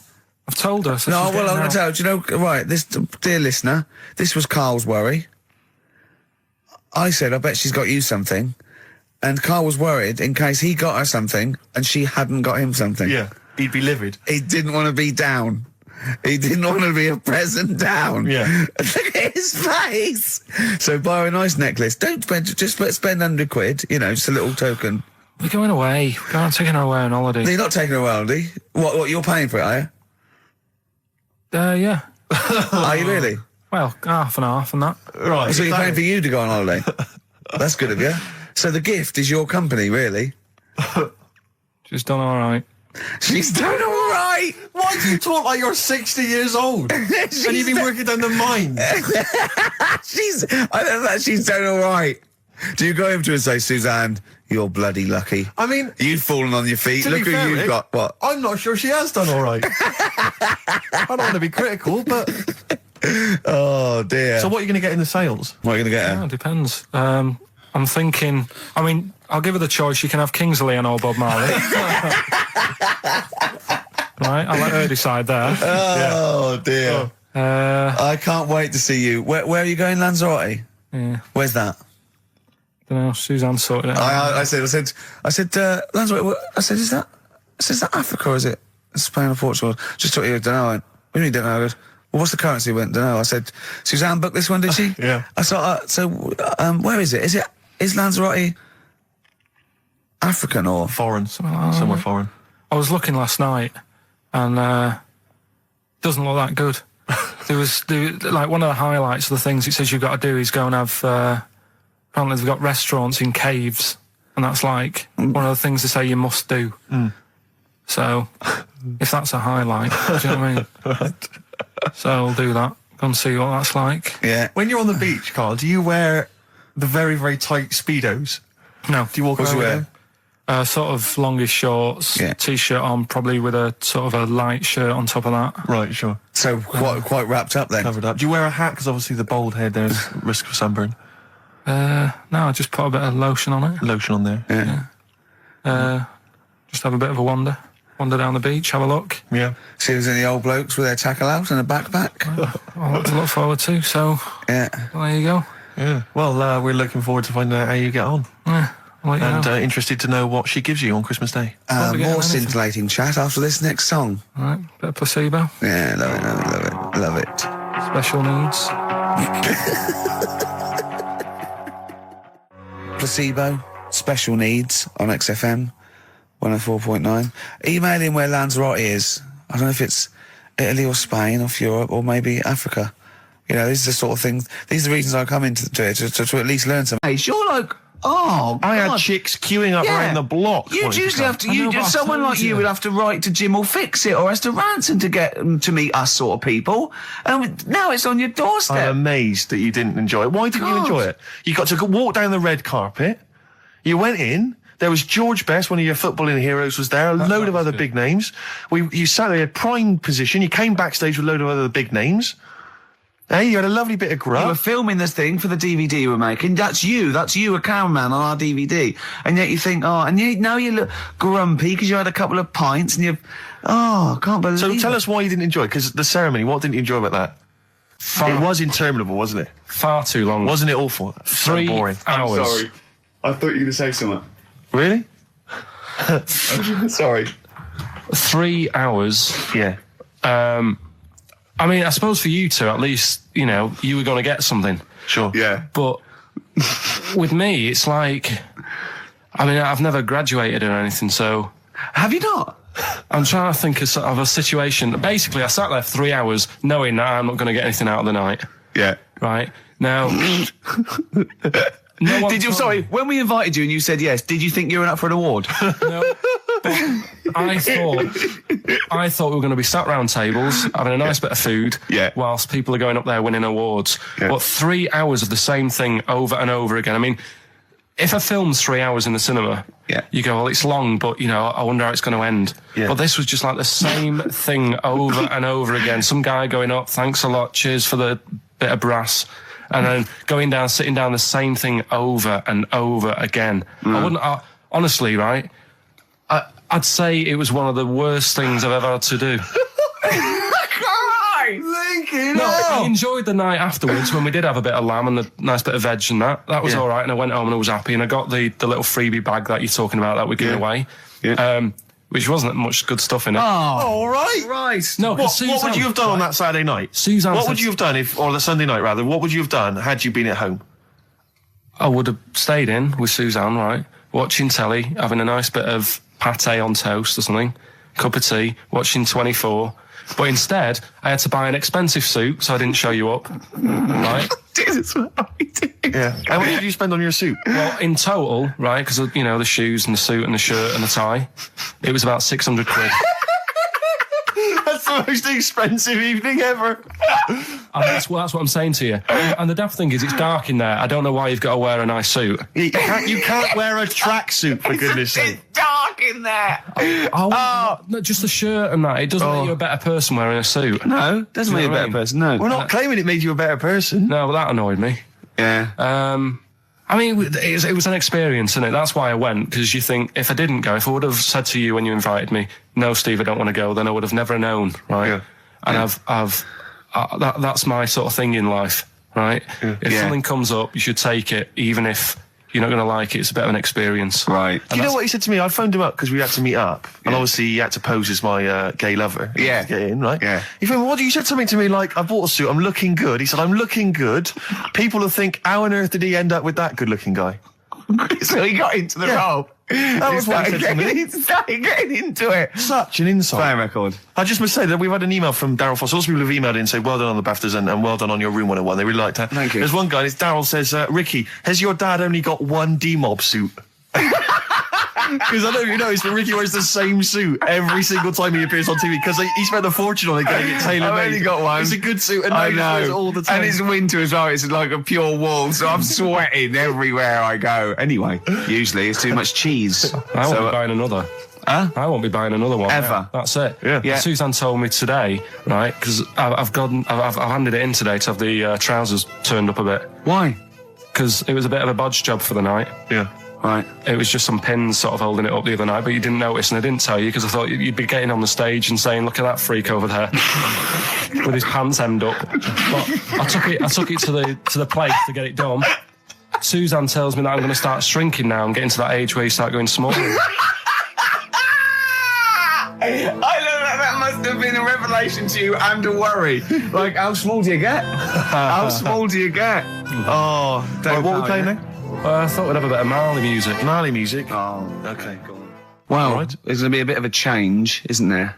Yes, that's absolutely right, Rick. Normally we would end the decided show, obviously, with just- a song for the ladies. But because it's sort of Carl's penultimate show, and we're going to play one of his favourite tracks, what are you going to... Yeah, I just thought we could play this. It is obviously the killing of Georgie. by Rod Stewart. I thought he'd gone away to some sort of like theme holiday. Yeah. But no, this is I think Gran Canaria or the Canaries or whatever it's. And how called. old is Carl? 30. Is he 30? 30 last week, I think. Yeah. Oh, so it was actually a birthday present. Oh, Yeah, it's it's a big right. deal. Yeah. Okay, I just so, thought, but that's all right. So have you got a competition that you can regale us with, Claire? Because obviously Carl provides a lot on this show. Hold on. We could do White Van Claire. White Van Claire. Yeah. Are you familiar with this? We ask No. you questions, topical questions, just Okay. getting your opinion really on the week's news. Okay, yeah. It's on the If you spot. look forward to that. But you know I'm a little bit, A little bit simple. That's well, fine. just a little bit, What? I always sit on the fence. Oh, right. Well, don't You sit on the remember fence. You see, last the worst time? thing there was she was saying I'm a little bit like, liberal. I was you got- went simple. Yeah. You Well, assumed. I didn't know. I thought I'm a little bit coked up. I don't know. Who knows? It's Sturgis. Anything could be possible. But the other thing is with Carl, we didn't know how good value Carl was until we asked him sort of intelligent this is questions. true enough, yeah. Because he looks quite intelligent. Well, this doesn't is he? it. I mean, So the thing with you, Claire, is I don't think we've probed you enough. We don't know what your haven't views are on a lot of probed me things. enough, But we actually, don't know what Steve, your no. views are. This Yeah. is what I'm saying. We don't know where you stand. I mean, don't sit on the fence. This is the new Claire Sturgis. Yeah. All right, we're Yeah, going to delve deep, dynamic. find a personality in there, Claire. Let's go back All to right. the old days. How about a bit of the Smiths? That was beautiful, Rick. Go on. Oh, you've been practicing. Richard Ashcroft. Check the meaning on XFM 104.9. We're back, Steve. It's Saturday. That's true enough. Steve Merchant, that is. Hello there. I'm Ricky Gervais, obviously. Hello there. Carl's still away. Claire Sturgis is back. That's Hello. absolutely true. Yeah. Hello there, Claire. Nice to see you. So, I think a lot of people were hoping that Carl will be back this week, but we're pleased to have you. No, they were actually. I did get some emails during the week. Saying what? Just saying it's really nice to, hear you again on the Saturday afternoon. It's nice, and but you're not really very funny. And when's Carl coming back? So it's sort of being Sure nice it wasn't to to me. us? No, it was definitely Because they think that as well. directed to me. But no one can compete with Carl. They can't. Well, we used to sort of like come in and when we discovered Carl early on, we just thought this is comedy gold. Just let him speak his mind. But then we started thinking, we can't follow him now. So I remember Steve going, look, we've got to come up with some stuff. We need to chat. If anything we've got to say to each other, we've got to say that in the first 20 minutes, and then you just unleash Carl. Yeah, because it's just you can't follow him, and he's off on one. And they have stories of upbringings with bizarre creatures that lived in Manchester that were half human, half bat and frog and things. I'd love to take him back to Manchester in some kind of TV documentary. You know, when Carl went home. And just wander back, maybe try and find the amphibian twins or whatever those people were. They weren't. So there was two boys, both had big heads and webbed feet. They weren't related. They didn't hang around with each other. That was all the information we had. I went, why not? He went, that would have been too obvious. Yeah. Like they look at each other across a room and go, you think if I'm coming to see you just because we're a similar species? Yeah. You're mistaken, mate. You make your own friends. One starts to walk over, the other one shakes his head and just mouths too obvious. Yeah, Don't do it. Too obvious. Out of one of his mouths. Yeah, that's what they're expecting. Yeah, Don't do it. Don't do it, Webby. Yeah, but anyway, he'll be back shortly, I'm sure. He phoned me. His dad's ill. His dad's in hospital, so Carl went back to sort of look after his mum. And he was so sweet. He said, I'm back out just driving my mum around. He said so unbegrudgingly. He just went, it's like old times. And I said, sorry to hear that. And he went, that's all right, yeah. I think it's going to be fine. And I said, how was your holiday? He went, yeah, it was good. Except it were a nudist beach, so he didn't tell me. Of course it was. I went, what do you mean? He went, well, sitting on the... I don't know why they have to do it. I don't know why they have to do it. Why do they have to do it? He went, Suzanne said they think there's nothing wrong with it, like being a transvestite. Right? I went, I love the fact that your girlfriend has to tell you what's wrong and right in the world. And he went, well, we're walking along the beach, fella coming towards us with knob out. I went, what's going on here? Right? And he said, and because it wasn't all nude, he's walking round, he's stark naked, and he wants the freedom of that, but he's got a big rucksack on his back with his clothes on just to get changed. He went, so what's the point in that? Right? And I went, he should just carried a book. He went, what, and covered it up? When he went, oh yeah, good idea. See? He went, but I wasn't happy. He says, and that was the first day, so we didn't go there again. I can just imagine his little face. Yeah, just going, all right, gobsmacked. That's out, that's out. What's that doing out? Why has he got his out? I imagine Carl sort of dressed in a suit, in a sort of safari suit, done right up with a cravat. I'm not undressing. I don't want people seeing the flesh. That's for you, love, and no one else. But I love the fact that it's going and goes, Carl, they don't think there's anything wrong with it. They're just happy that way. and he in his own mind just goes, like being a transvestite. He knows there's nothing wrong with that. I'm always a little bit suspect about people who like walking around nude. I think you meant transvestite. No, nudists. What? Hold on. Can you be a naked transvestite? What are you then? Yeah, I suppose you're a... When Eddie Izzard's naked, is he a naked transvestite? That's an interesting metaphysical question. Yeah. Yeah. On XFM 104.9. If you know the answer to that metaphysical question, or indeed any of the famous ones... We've had a couple of texts. People obviously can text in 83XFM. That's the text number for the big quiz that's coming up shortly. Rockbusters, still your opportunity to win some of those cracking prizes. Enter your name in the draw if you can unravel the, I don't know what you call them, conundrums that Carl set. Sort of. We've had a couple of texts. Obviously, we're leaving early today. This is a shortened show and our last show of this run. But we've got to leave early. We've got to go down and try and make poverty history. But Rob's texted and he says, only an hour and a half today. Well, poverty does have some benefits then. He's a fan. He understands the show. Who was that little fella that used to write in who hated the show? I forget his name. I haven't heard from him for a while actually. I don't know what happened. No. Maybe he realised that if he hated the show so much, the obvious thing to do was to switch off. Maybe that finally dawned on him. That's annoying. What's his name? Someone remind us of his name. I like people who hate us to carry on listening. Yeah. It just gives it an edge, doesn't it? Yeah. It's the fact that, that you're annoying someone. I mean, I love annoying people. I know you do. So you're like a kind of walking Chinese water torch. Yeah, exactly. Yeah. Have we got Ladder 49 today? Rick, there's a number of cracking DVDs, as ever, on Rockbusters. We've got The Life Aquatic with Bill Murray. We've got Howard and Kumar Get the Munchies, hilarious stoner comedy. And Batman, the animated series. And Ladder 49, there it is. Phew, Phoenix, yes. John Travolta. If you've ever seen Ladder 49, then you can give us a quick text review on 83XFM. I'd be interested to know if it's actually Why are you worth giving watching. away one a week for the last 6 weeks? Yeah. Well, we better do them then. Let's do Rockbusters for the last time. You can win those amazing prizes. All right. As always, just a little cryptic clue. some initials of a band or an artist. Work it out, email in or text in. That's it, isn't it? Mm-hmm. Right, the first one. Richard's kid. Yeah. Cuts hair for a living. Right? Richard's kid cuts hair for a living. Right? Initials ED. Right? ED. Richard's kid cuts hair for a living. Second one. I have a problem saying the French word for well. Right? I think that's the right word anyway. Wow. I have a problem saying the French word for well. So what's that? That initial there is K. Right, band or artist. And then the third one, you take 8 kebabs, 2 kebabs, 57 kebabs, times it by 27 kebabs. Right? The fella is struggling to work it out. What's that? What's going on there? Right? It's a good question. DS is the answer there. 8 kebabs, 2 kebabs. I've got it. 57 kebabs, times it by 27 or what have you. Fella's struggling working it out. What is it? I've got that one. DS. So just email in ricky.gervais@xfm.co.uk or on the text 83936. Yeah.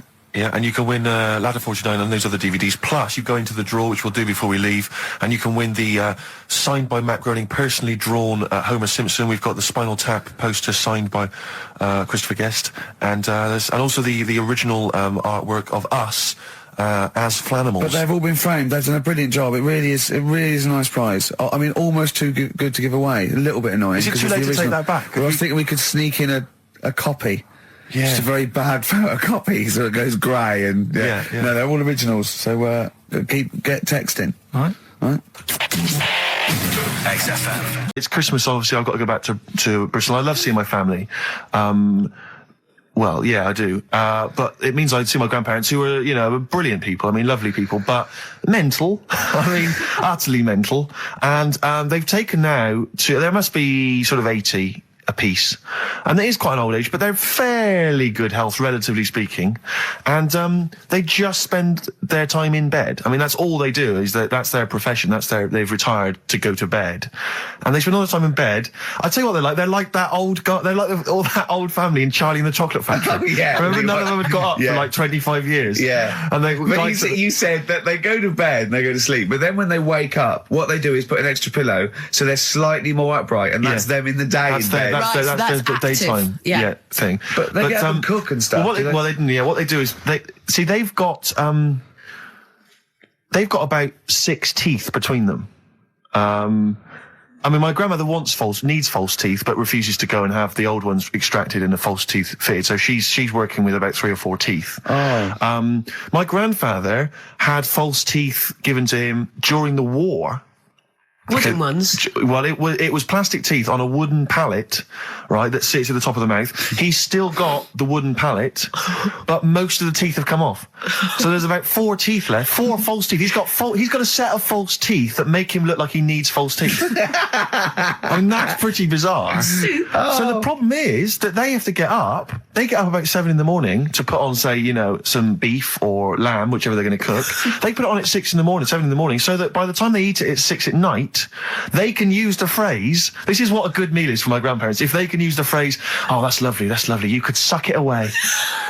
You could suck it away. Who wants that from a roast dinner? You may as well blend it up and serve it as a broth. I don't want that phrase coming from old people without teeth. No, indeed. Because it must remind you of your rent boy days. Exactly. It brings it all flooding back. Oh, God. Flooding's the word. Exactly. Should we play a record before we get really discussing about your grandparents and blowjobs? That is the worst thing we've said the word blowjob far too many times today. And in the same sentence as I can't believe. Anyway. And it's Christmas. Yeah.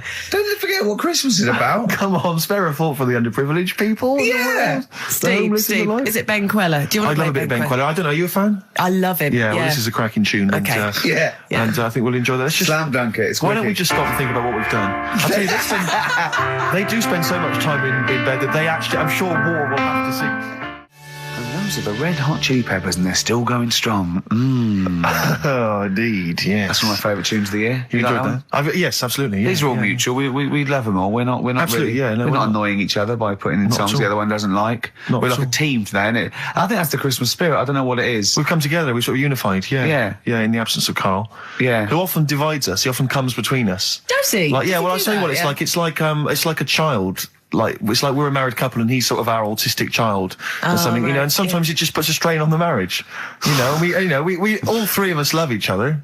You know. Because he does love you guys. Yeah, exactly, but sometimes it's hard. I hear him you know. talking about you in the office sometimes, know. you know. He looks up to you, aspires to you too. But it's times like this 100%. because Yeah. because of to be honest, the baby Jesus that we realise that there's beauty in everyone and it's all right. Yeah. And, yeah. Exactly. He's never had that before. No. Well, I have to say that I'm really getting into the Christmas spirit. When I was younger, I didn't really enjoy it. I was quite cynical. I was quite, You're rock and roll.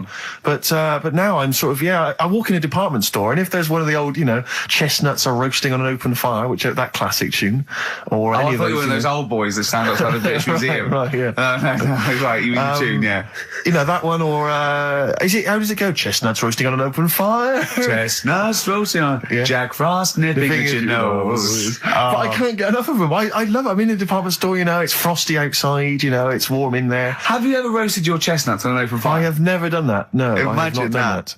I have Just, not done that. just backing up to it like that with the little chestnuts hanging out like a bulldog. What would you be? You probably just. I imagine you'd have your dressing gown on. You'd just hoiked it up, Just slightly, pull so it your up, arse was showing. pop them down, tuck it in like a lovely lady. Yeah. So like a lovely lady from the front, but behind it looks like a bulldog dragging a tree. Yeah, exactly. And you just pop them in the grate. Yeah, and you would, because you want to be careful of too much roasting. So I imagine you'd want to just kind of ease toast yourself them. in slowly. Lightly toast them. And if it feels too hot, get out of there. Get the hell out of there. Yeah. That's if any kids are listening, try that. No. What? No. Like there's a kid thinking, I'm going to roast my chestnuts on an open fire. I don't think there's even a child that's I doing don't want that. someone to do it, and then the parents go and Steve Merchant's told our children to do it.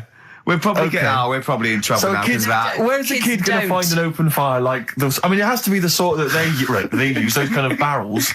It can't just be open fire at home. That doesn't count. That's just stupid.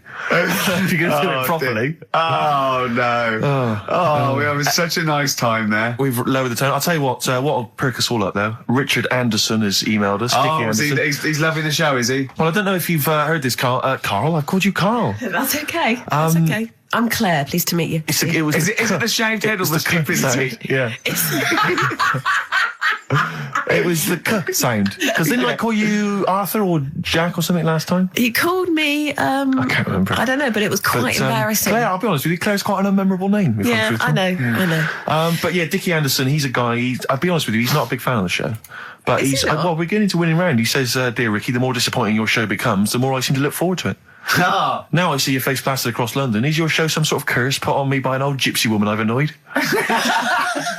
Good point, Dickie. But Dickers. but Randers, as I call it. Yeah. He can't listen now. I know what he's doing. Yeah, He's tucked him in. He's backing into the fire as we speak, and he wants to roast them until they spit. Oh dear. Thanks for listening. Thanks for Randers. And Merry Christmas to you and Happy New Year. And as you know, you've got a lot to look forward to because our first hour is always the best. That's exactly So right. you're going to be loving it till 3, cockers. Oh dear. What should we play? Well, this is I every so often I get sent a CD by a friend of mine, Harry, who just sorts me out with tunes That's that I may have such a missed. good idea, by It the is a way. great I think idea, fantastic. and this is one that I think it came out this year. It's a Teenage Fan Club, and they teamed up with Jad Fair, and I think it's a mixed bag, the album apparently. But this is one of the good tunes on it. New to you.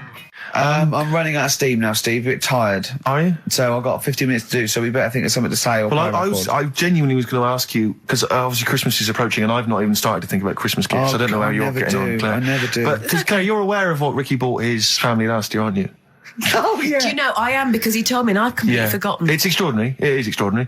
I mean, how much thought and planning went into it? Right, I was pressed for time. How many kids were there? How many people were there? This is it. I've got a big family, okay? Well, not big, but I mean, they've got lots of kids. So I'm sort of youngest in my siblings. And so they've got kids ranging from like 30 to babies. And, there's about 15 of them. And you buy them all? Yeah, I'll try and get them. Oh, Try and get them all. nice. So what Is it? Wait. So I got a lift down, and I thought, oh, what can I get? I thought, oh, I can't just give him the money. I'll stop you there straight away, if I may. What? You notice he's on the way down for Christmas Day. Oh, right, so he's on the... Oh, right! He's on the way down. This is No, when he it's starts... Boxing This Day, is when he Boxing- starts... Oh, Boxing Yeah. Day. So this is when he starts to think about buying them a gift. Yeah. On you go. So I was getting a lift, and Matt was giving a lift down. So just before we got there, I just ran across the road to the 7-Eleven, got 200 quid worth of scratch cards. Scratch cards.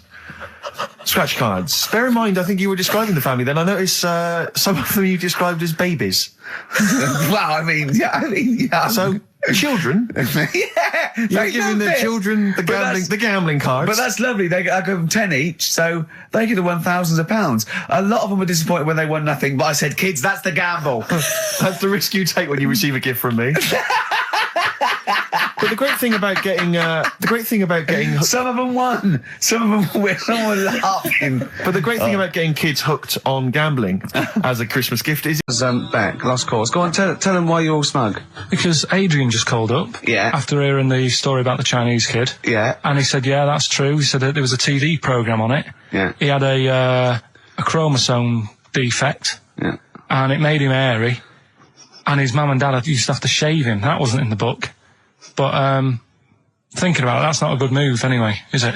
Because they say that for women, if you get a few hairs on your top lip, don't shave it because it'll grow back thicker and faster. So They should just let him... They should have just said, well, let's see how bad it gets. But if they went in there straight away if he came out as a baby and a little bit hairy, they should have left it for a little bit. But Adrian called up and said, yeah, he was hairy, he was all but right. we weren't disputing there was a Chinese kid born slightly hairier than the rest. We were disputing the fact that you didn't actually tell us a story. You just told us a And what we are selection of disputing facts. is that man was abducted by aliens for 3 days and grew a beard. Yeah. That's definitely not true. No, We don't know about chewing the fat, but it sounds quite viable. Yeah. You see, the difference is between me and Steve and you is that what we believe isn't random. Do you know what I mean? It's not random. The things that We don't believe stuff just because it's interesting. it's not every other thing we believe and every other thing we don't. We Well, I sort of think like, Carl believes stuff if it's interesting. yeah, I know. Yeah. If he thinks, oh, intriguing. Fact. that song's got a good story. Okay. Love it, snappy. Go on. And there's loads of songs out there, isn't there, with songs that you couldn't fade out. When you hear them on the radio and that, you don't want anyone to talk over the start or the end. Yeah, Because but remember we did this one before with Killing a Georgie by Rod Stewart. Yep. And I was a bit worried that it might have been a true story because we were, joking about it. And he went, "Oh, you know that Killing a Georgie?" He went, "I think it is a true story." I went, "Why?" He went, "I listened to it again, and Rod Stewart at the beginning says this is one of my best friends."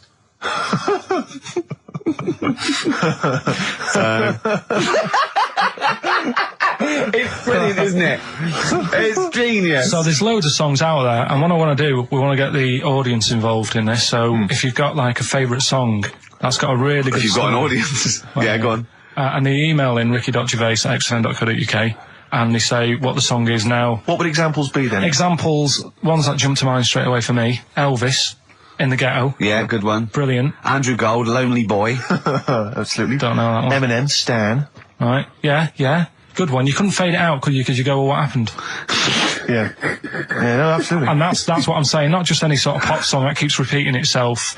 And, it's like, it doesn't matter. It doesn't matter if it skips or, you know what I mean, if you turn the radio off. Yeah. But I'm talking about Ernie, songs. the fastest milkman walks. Yeah, that is a good story. That is a good story. Oh. Yeah. Do you know that one? Yeah. Yeah, it's a story, yeah. Ted from Teddington, he drove the baker's van. Well, So what have we got then? Have we got one? so we're going to kick it off today with Stevie Wonder, Living Just Enough for the City. Okay. And just briefly. Sum it up. Right, Yeah. if you are nipping out, maybe you're in the car and you're about to pull up somewhere and get out, what it's all about is a lad who's growing up in like America in some rough area, right? And he's trying his best to do well and get a job and everything, but because of where he's from, he's stopping him doing that, right? It's like how I grew up on an estate in Manchester. I had to leave there and come to London to do all right for myself, right? And it's his whole family, and it's a tale of like how his man works dead hard and works loads of hours, but the kids are always well dressed and cleaned. It doesn't mean just because you haven't got a good job, you let your house run down. Do you know what I mean? She's looking after it.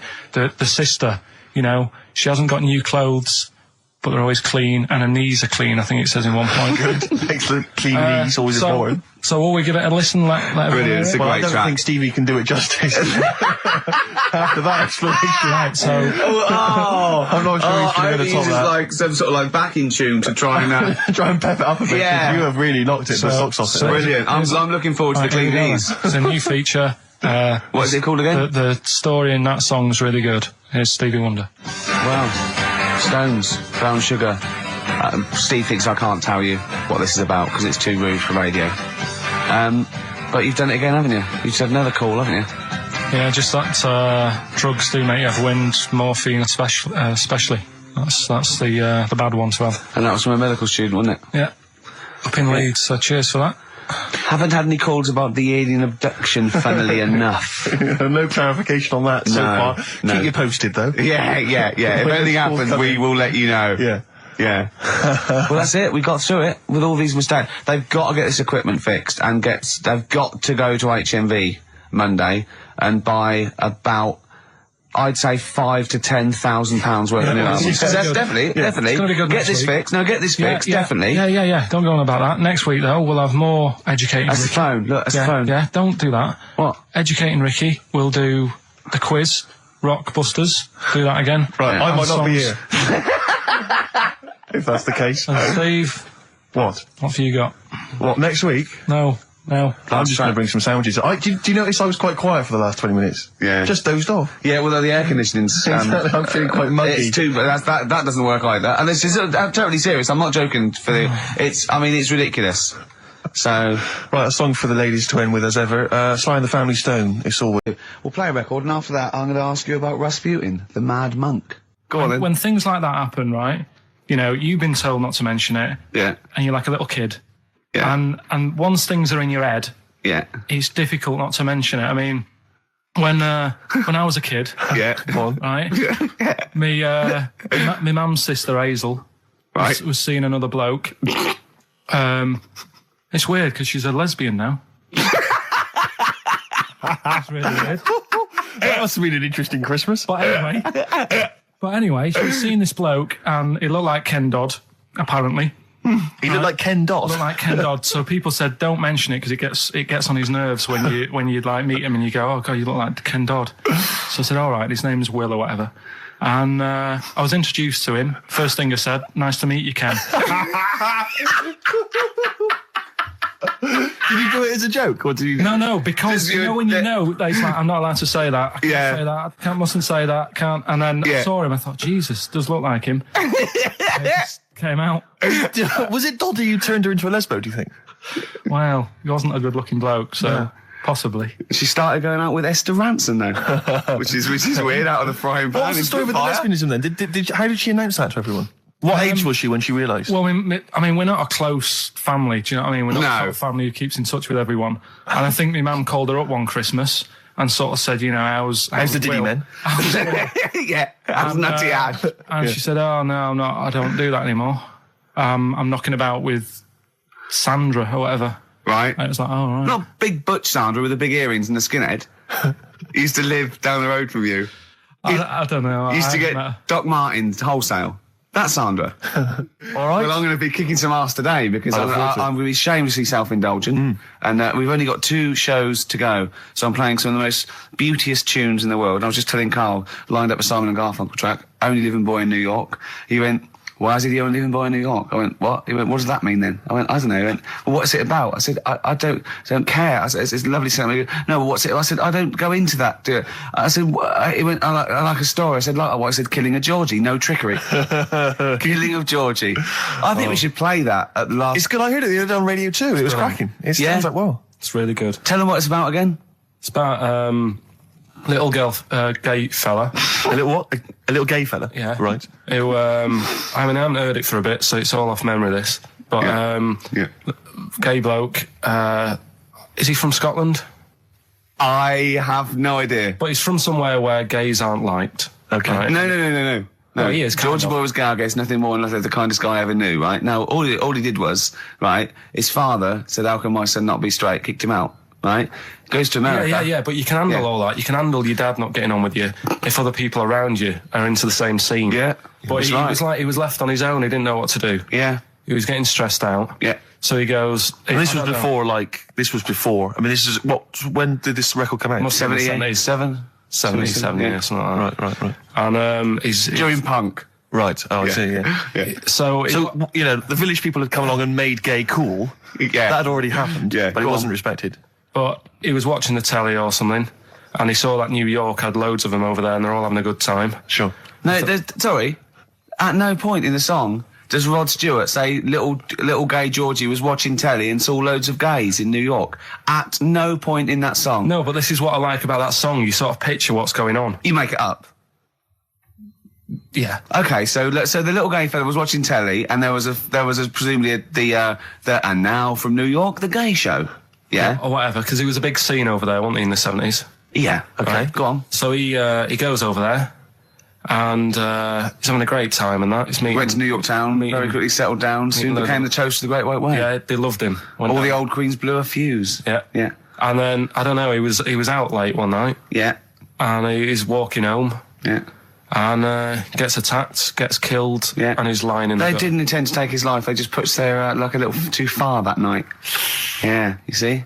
So, yeah. But what's good there? Is it good that he had a bit of a good life and was able to be himself? Yeah. Or should he have stayed in Scotland? He didn't come from Scotland. Again, I really... Well, I think, is there any way we can get this song before the end of the show and play it? Because I've heard it recently. A lot of people listening will have never heard this song. They won't have any idea. Can I say what you said when we were talking about that song once before? Is it bad? It might be. Because we were talking about, you know, Georgie Boy, and he, you know, got it. I don't know. What? It's when you said... Well, no, it's a fact. I don't think if... Well, he said, so it's looking at Georgie, he gets out, dies, right? He goes, well, they do go out late. I know... gay people I go know out a few late. gay people, and they start to party late on. That's why in Soho, right? Girlfriend got in a cab, right? Suzanne was in a cab, and the cab driver was taking her to an early start, right? She works at the BBC. Yeah. Early start, 4 a.m. It was going down. It was mental in Soho at 4 a.m. Yeah. They were all still like starting the night out. How do you know they're gay? It's Soho, isn't it? Fair enough. Okay. Play a track. I'd love to be able to try and dig this out. Yeah, we will. This is Simon and Garfunkel, The Only Living Boy in New York. It's lovely. You know, when I went to the BAFTAs with you, and I wasn't really enjoying it, you were I like... can't. He's what? No, You you didn't are tell such us an this. ungrateful. There are so many You're people. like a little charity cat. I'm annoyed. Office. I was walking away from the show last week. I was walking towards Berwick Street. I like to look at the records and the record shops. And I was on my mobile phone, and I was chatting away to someone, and what can only be described as a prostitute. Go on. Stood on the street corner. Was she a woman that gives you sex for money? Yes. That is a prostitute. Yes, that's what I thought. Go on. And as I was walking by, she said, "Do you want to buy sex?" Now, You sure it wasn't a market trader giving 6 plums away? No, it was something? definitely... 6 for a quid? No, it was definitely Go a on. prostitute. Yeah. And what annoyed me about it, what I wanted to pick her up on something, was the fact that I was on my mobile phone. It's like, can you She imagine? was rude. Who would what, am I going to hang up? Sorry, Mum, can I call you back? I've You just know, had an you know offer. you say you want me to meet more women. And you know you sent me that 30 quid Exactly. for my birthday? Yeah. Sorry, Mr. Johnson, I'm really excited about the job. Can I call you back? I'm just going to negotiate with a whore. And it was just sort of, you could tell that she was clearly probably desperate for crack or a latest fix of smack. So she was literally the normal etiquette of prostitution. You know, that they hang around, they show some thigh. I've seen this in They films. will woo ya. Yeah, They exactly. will- Yeah. Take you out for a meal. I That sort of know, thing. straight That had sort of into gone it. out of the window, and she Yeah, was just sure. there, desperate, running around Did the she streets. go out of a window? Like a Because doll. that's another thing they sometimes do, specialist Exactly. ones. But I was shocked because I've never been propositioned before like that. Really? In London. It's weird, isn't it? Carl, thoughts? I think you'd be sort of approached a lot because they tend to sort of go for people who look like they haven't got much chance. Sure. And I'm not being mean. No. I've known What do you you a long mean? time. Sorry, I'll let you go back to it. In what way aren't you being mean? By saying that No, Steve... Go on. Steve knows is a little bit odd looking. I don't think... Well... No, he does. Do you know Yeah, before... no, but it's not what he thinks of his looks. Yeah. It's what he thinks of you talking about his looks on... No, but it's on. like how you were talking before about you know, your eyes are bad.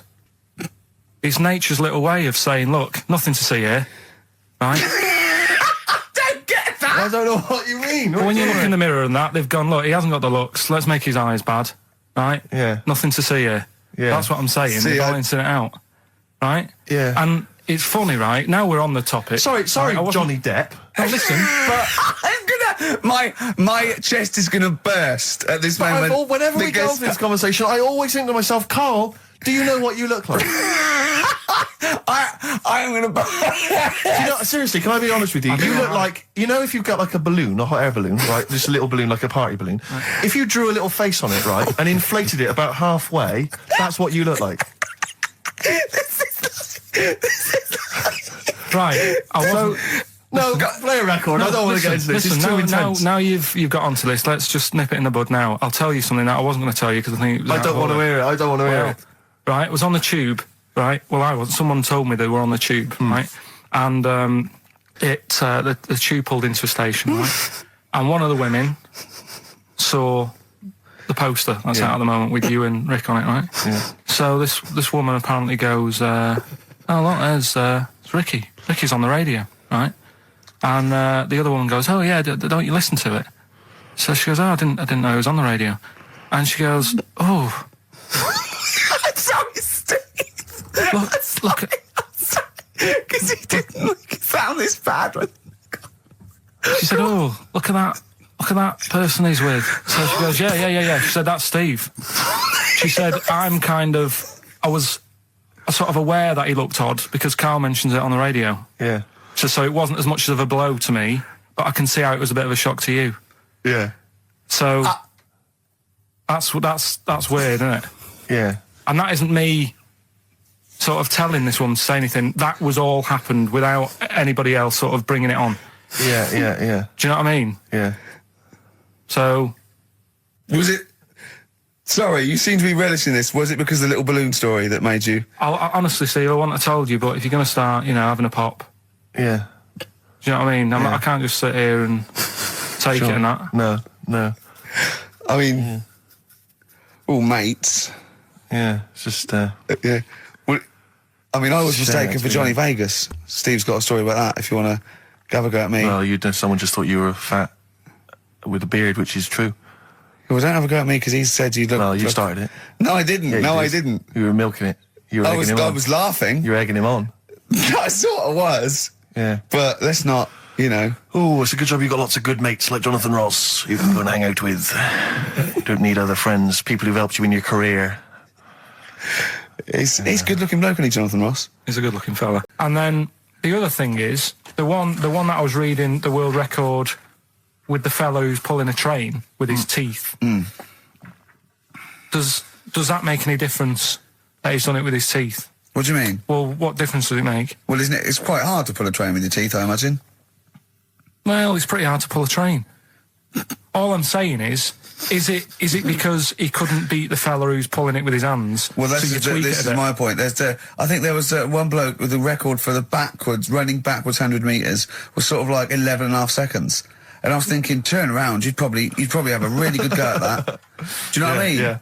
It's sort of like doing a marathon with a milk bottle on your head. Take the milk bottle off and see how fast you can go, you twat.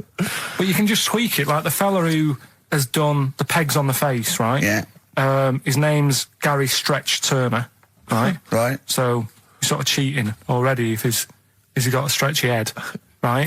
but You are, right, you are one of the most stupid humans I've ever met. well, get me in the book. Yeah? Right? Well, listen. So Gary Stretch Turner, right? His record is 153 pegs. Yeah. He did it again, and he only got 150 on. So he hasn't broke his own record. Right. But what I'm saying is, if he tweaked it a bit more, would that make a new record? What?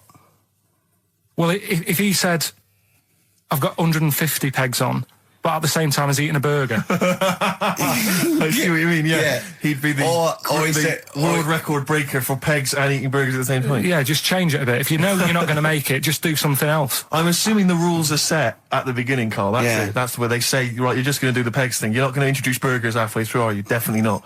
And then they have a go. I was on one leg, not interested. How many pegs? 150. Can I just ask very briefly, I was quite interested by the family had to move because they lived on Butthole Road. Yeah, I quite like that one. I don't know if I've told you before, Rick, where I used to live. I'm not going to tell you the name of the street that I used to live on, not on air, because my parents still live there and I don't want, But I'm going to write it for you now. This is the genuine name of the street I used to live on. Just imagine when you're at school. Yeah. And like in class, for instance, in French, you've got to say, you've got to answer where you live. Yeah. J'habite, wherever. Yeah. That's the name. This is actually the name of the street we lived on. No, it's not. I swear to God. That is... Absolute right. I could phone my father now and he could confirm that for you. No, I swear because he doesn't want to God. And I tell you that... But listen, do you know what worries me? It's the apostrophe S. I know. Because that's blatant. Yes. Amazing, isn't it? That is incredible. But imagine how embarrassing that was. So if I look that up in the Bristol... You will find that in the Bristol A to Z. I swear to God. That is really... Why have you never told me that before? I can't believe I haven't. That's I'm incredible. still embarrassed now. Do you know, whenever I have to phone up, if I have to give that address, I always spell it instantly. Really? Like, somehow that will hide it, that will disguise the name. But I can't get over that. Anyway, if you perhaps live in Tits Avenue, or... Wanklin Drive. Wanklin Drive, just get in touch. Let us know, we're not really interested. This is XFM 104.9. Yeah, just delete that. Okay, well, we're going to play some of the best of, some of the greatest moments of the last 3 weeks. Ever heard on XFM 104.9. What about this? Do you remember this one? Oh, which one is it? Alright, so, here's the first bit. Right. We've got Rockbusters, that's rolling. There's people coming in, they're getting them right. I don't understand it myself. As ever, Rick, you'll be amazed and confounded. So I don't know the answer, and I haven't looked at the answers. I just like that moment. It's like when you go down Christmas and you're excited about a present, and it's like some condoms. You know what I mean? Well, I love that. That moment. Yeah. I don't know how he's going to top that next year. I don't know how he's going to top that. All I can think of is some corn plasters.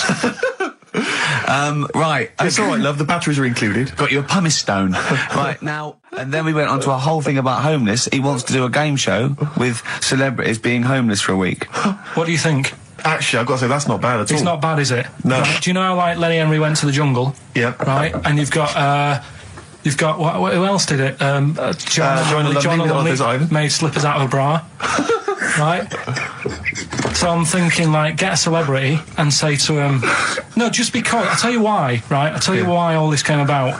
When I was walking back from that Christmas meal that I bought my girlfriend for 150 quid. Right. Lest we forget. Right? I was walking down Mortimer Street and there was a homeless fella there, and it was like, it's really, really bad. But the weird thing is, it was about, I don't know, probably about 8 o'clock. Yeah. No, about 9. Right. And he was asleep. And I just thought, do homeless people ever think, I think I'll have an early one tonight? Right, that's what got me thinking. It's a bit weird, the whole lifestyle of it, the fact that he had an early night. So, the fact, what, if it's a bit weird that he's sleeping not in a home, but on the street? No, it's just that if I was homeless, I'd probably stay up quite late, because it's not nice. Do you know what I mean? What are you talking about? Just being homeless isn't a good thing, is it? No. People forget how bad it is. Yeah. Right? But surely sleeping gets you out of reality. They sleep because they're tired. They can't sleep very well, so they need all the sleep they can get. Yeah, but sleeping's nice if you've got a nice big bed. What, you think that they can go, I'll stay up, I'll go to bed at 2, I'll go straight to sleep, and I'll pop up at 8 when the alarm clock goes off? Well, it's just what I was thinking. Right? So I was thinking how bad it is, and it's, especially this time of the year, Yeah, it's terrible. It's the really worst thing. And to sort of give it some publicity and get a bit of help behind it, get celebrities, someone like Phil Mitchell, maybe, off EastEnders, who's a big fella, he can look after himself, put him in a shop doorway, have some cameras set far away in a building or something, they can film him, and it's up to him how he raises money for food to eat. He could sign autographs. Well, they wouldn't know him though, would they? Because you never look at a homeless person. You get, what's her name? Gail Porter. Yeah. Gabby Roslin. Right, yeah. Narinda from Big Brother. Yeah. Who else would do it? I got a game show idea Dennis, I reckon. I got a game show idea called On the Game. And what happens is you get her in it was your girlfriend's birthday, wasn't it? Earlier in the week? Or last week? On Monday, yeah. And I mean, obviously it was a triumph with the stuff you got her for Christmas. The condoms. The box of condoms. Box set of condoms. Oh, yeah. Not just the singles, the whole set. Yeah, a complete collection. Brilliant. So what did you go for this time? What did you get her? Yeah, but... No, but it's her birthday. How long have you been together? About 9 years. Okay, so, God, it must cost you so much. No, but it starts getting tricky, doesn't it? Because I spoiled her a lot in the first few years. Yeah. So then Here's a packet of rubber bands. Enjoy them. Oh. Well, it's what she wanted. Okay. I mean, you're making out as if... No, everyone wants paper clips. Come on, what did you get her? Got her a new pair of gloves. Right. All right, well. And? What, nice leather ones from Selfridges or Harrods or something? They were good ones, the sort she likes, so... They weren't... Well, they weren't the little woolen ones that she had. Yeah. I thought that was a joke when she said he got me these, because I laughed. No, I know that's the one she did have. When they said it's his birthday, right, it was her birthday Monday, and me and Steve wanted to get her, and she went, he got me these, because she had those little woolen gloves on. I laughed, because I thought she was joking, Carl. That's what she wanted. Right. I've told you before about buying presents. Did those gloves have your name sewn in them? And a piece of string that ran over the back of your duffel coat? You know, I've never been into getting presents and that. I had the problem at that Christmas one, that time with the Victoria Plum. Yeah, we'd hate that. We'd hate to bring that back. We've done that. Because you talked about the book, because it's kind of to do with your dad, isn't it? He's a very bad gift buyer, was that the problem? Well, yeah, my dad just wouldn't bother. It was my mum who sort of made an effort, and she sort of worked out half of what I wanted, then she left it to my dad to get it off someone, see if he could get one cheap or whatever. I love the fact that usually people talk about, like, drinking heavily or violent abuse, right? Yeah. But here's what he's been left with and scarred with from parents is bad gift buying. Yeah, and that's the Victoria Plum incident. In the greater scheme of things in the world, that's not a bad thing to have, is it? There was this, this is what it's like about getting presents and stuff, right? With my mum and dad. Go on. My mate, Colin, right? Colin Bailey. Oh, right? Yeah. He had a little Sinclair Spectrum, right? Yeah. Computer, which was like the thing to have at that time, right? Yeah. Used to always go round to his house. The deal was... Not the one you had to play through the window because you weren't allowed No, that's another lad. Oh, right? yeah. This is a different lad. And the deal was, he came to our house and my mum gave him a pie. And then I'd go round to his and I'd stay there for a few hours playing, Hungry Horace and stuff like that on it. Sure. Right? Now, my mum and dad knew that I really wanted one of these computers, right? So I waited about a year. Came round to Christmas Day. I thought, I reckon might have one. Turned out they bought me the wrong one. They bought me a ZX81 instead of a Spectrum, right? And Christmas Day, I'm there trying to load the games up. It's not working. I'm thinking, what's wrong, right? And the thing with me, when I was a kid, I used to get quite sort of agitated. This is the moment, right? I found out that it needed a RAM pack to make it work, right? Looking in the thing and it's saying, and make sure you put your RAM pack in the back. And I was like, oh, where's the RAM pack? And my dad's going, I don't know, I've got you the main bit. That's it. So I was that wound up. I just was sick, right? Just sick. I didn't feel sick or anything. I just was like, oh God. Went to the sink, just sick. Because I was that on edge about it. I said, come on, we've got to get one. And my dad's like, Tandy's shut. We're not gonna get anything today. Ruined again, Christmas Day. That was after the year when my train set got blown up by our kid. The following year, no RAM pack. And now you ask me why don't I get good presents? He's scarred. He just I'm gonna die. Honestly, I'm gonna die. He's just clean sick. Yeah. There's no RAM pack. Did you get to the bottom of it? Why wasn't there a RAM pack? You have to buy them separate. Oh, okay. What do you mean I can't play Frogger? Oh no. So, wasn't there another incident when you threw up? Spontaneously threw up? Through sheer anxiety? I do get it. It's not so much now because I've relaxed a bit, but as a kid I used to be quite on edge all the time with certain things. Do you think that's what happened to your cat that kept being sick? That it didn't get the food it wanted? and it just threw up. Do you remember that? Yeah, yeah. God, so they shaved it. Yeah, but again, you see, the cat thing, I mean, it's mad. I was thinking about it the other day, right? I used to think I had quite a normal upbringing. You didn't. Right? And someone was talking Your about the mother cat. once told you not to go to school because it was windy, Carl. It was not a normal upbringing. The cat was being sick, so she shaved it, so it was easier to clean. Right, well, my mum and dad went on holiday, right? And I stayed at the Rosses down the road. Oh, yeah. Only a kid, must have been about 5 or something, right? And I was always running around in the house. I had a lot of energy as a kid. What the Rosses did, they had this cat that was dead violent, the most violent sort of angry cat I have ever witnessed. A tiger. It was honestly, Steve, if it was bigger, it would have been, because it was just always having a go at you. Yeah. If you went to pat it on the head, it went to bite you and stuff. And what they used to do with it, to stop me running around, I'd sort of be running around, and then I'd get a bit tired, and they'd say, have a lie down on the settee. So I'd lie down on the settee and I'd nod off. And what they used to do, I'd wake up and I'd put the cat on my belly. Right? So I'd be scared to move because it's like it's going to get me. But it would keep you there. It kept me there, and it used to sort of slaver on me, and they'd sort of, you know, go out or whatever, and I'd be lying there. That's not normal, is it? Carl, sorry, were you created by the Brothers Grimm for one of their fairy tales? What kind of a life is that? A cat paperweight to keep Carl in place. He keeps blowing around. It's windy. We'll have to weigh him down. Be careful. Your mum probably told him that it's a windy day. You got to get something heavy on him, otherwise he just gets blown into the road. God Bless him. Well, were you on Richard and Judy yesterday? Right. Yeah. Tell us about that. It was good. It was good fun. Yeah. It's a bit surreal. Is it? Yeah. It's not. It's nice though. There's something charming about them. Do you know what I mean? They go off on tangents. They sort of digress. They suddenly think of something. She suddenly go, oh, my jumper's itching or something. You know. Yeah. And it's quite charming. It's not annoying at all. Yeah. And I'd never seen them do it through before. And I hope I didn't insult them because I said it was like an adult Blue Peter. Right. But in what way? Well, they had a Christmas wrapping competition. Right. Then they had a Christmas wrapping competition. And then they had that wasn't them doing kind of hip-hop. Then they had what the French people are like. There was a little didn't quite understand that living in France. Then they had a woman who relived an Elizabethan Christmas.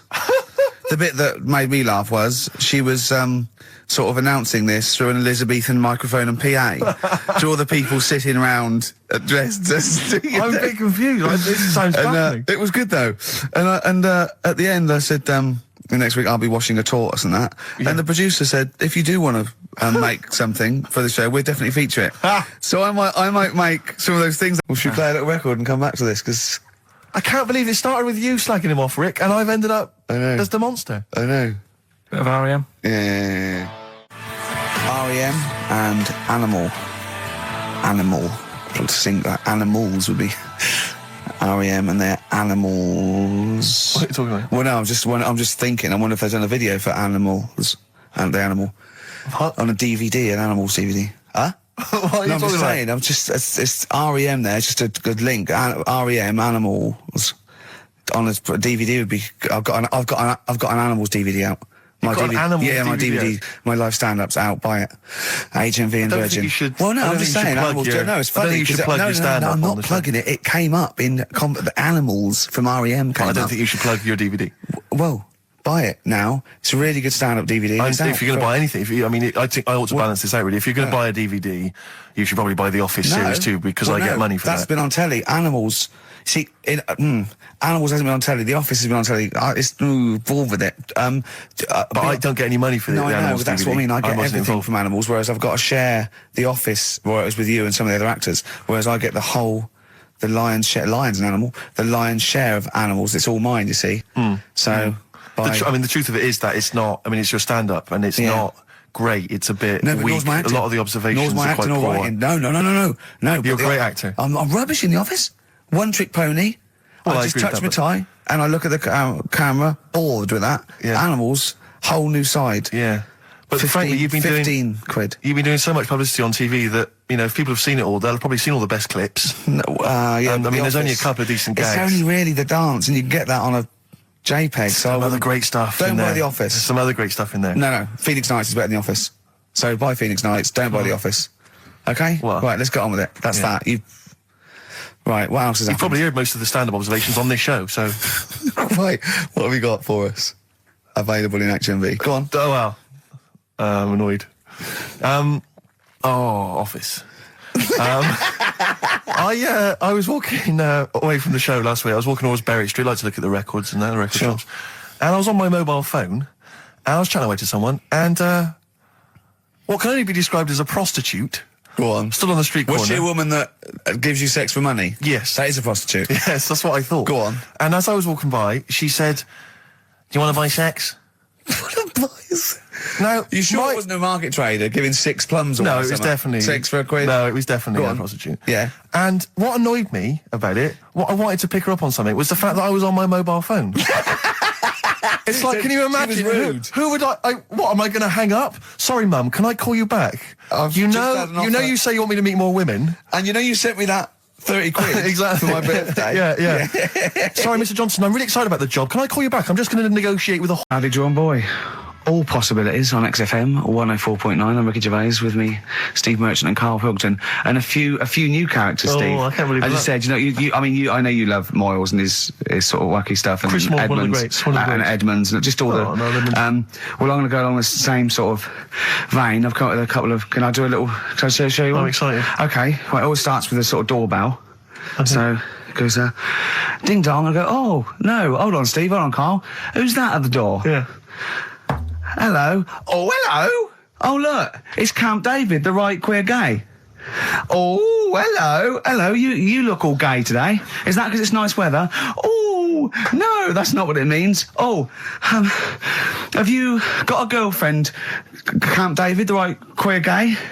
No, but I've got a boyfriend. Yeah. Oh, bye. Right. Oh. Ding dong. Oh, it's another one. Hang on. Another comment. Hello. Oh, look. It's Holy Fuck, the little funny Chinese fella. Wait, that's his name, Karl. That's his name, Karl. Karl. Hello, Holy Fuck. Harold. Right? Yeah, that's So, fine. Mr. Fuck, you can call me Holy if you want. No, I'd prefer to call you Fuck. Yeah. Right? You're right. Nothing You're right. wrong with this so far. No. Have you got a girlfriend, Mr. Fuck? Achoo.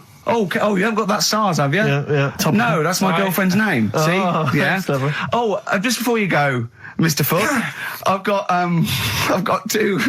got two things here. I've got a nice Trilby hat that you could wear, Yeah. or I've got a little lampshade. Right. Right? Which one do you want to put on your head and Yes. walk around? I presume the Trilby. No, but it's not. No. Yeah. The lampshade. Lampshade, of course. Bye. See ya. See you later. Yeah. I thought they were genius. Can I be honest? I'll be honest. I thought they were brilliant. I thought they were. You didn't steal them off Chris. No, Moyles, did you? no. They're original. They're original Sometimes characters. Chris Moyles has done stuff as good as that. I know, yeah, I know, but no, these are all mine. So there you go. We'll be hearing more from Camp David, the right queer gay, and Holy Fuck, the funny little Chinaman. What? All right, Karl. Yeah. Is that your sort of humour? It might not be your sort of humour. You just should have run it past me before you did it. Yeah. What one are you worried about in particular? The not Camp David. Well, say his name. No. Say his name. I'm not Which doing one? that. Well, I don't know The which other one you mean. The Chinese fella. But I forget who that was. What was his name? I can't remember. Well, if you can't remember, it can't be that good, so we'll leave it. We won't do it again. Right? I'll tell you what I've got, Steve. Oh, what? Tell you what I'm thinking. Go on. Right. Do you know, like, TV programmes sort of get rested in the winter? Ding dong. Oh no. Hang on, who's this? Oh, Go on. hello Go on. again. Not now, Mr. Fuck. We're talking. Bye. Is that Holy Fuck again? Yeah. Okay, Karl. Look at Karl's face. Right. Okay, that's it now. I'm not answering the door anymore. Right. Okay, go on. Right. Yeah. Ding dong, ding dong, ding No. dong, ding dong. He's trying to get in. You've got. Don't be impolite, Rick. Come on, Rick. He wants to come in. No, it's too late. It's too late. He's gone away now. Go on. Right. Anyway, what I'm Nice thinking hat. is Rockbusters coming back for a bit. What? What are you talking about? He likes my idea. He likes my characters. He doesn't like that idea. If I Go on, what, Karl? no, what? I was going to say if I came up with With what? Name with it. that Chinese fella What was his name for again? a I keep sketch. forgetting. You wouldn't have liked it. Let's do Rockbusters and see how it goes. I know you weren't a fan of it, but... Hang on, Yeah, but to be honest, Carl, he dissed Cheap as Chimps, and we know that's a brilliant idea. Hang on, sorry, we all agreed that Rockbusters was a piece of old toss. No, I didn't. I said it needed And that's resting. why we stopped doing it. I said it needed resting for a bit. I don't remember that conversation. What do you mean it needed resting? We abandoned it because it was appalling. You it started off as a nice idea, but you just gone crazy. Let's play a record and come back to this, shall we? What do you want to play? Bit of sugar. Oh, Yeah. Brilliant. That cheer us all I up. don't know why you were thinking of bringing this back. I'm genuinely worried about this.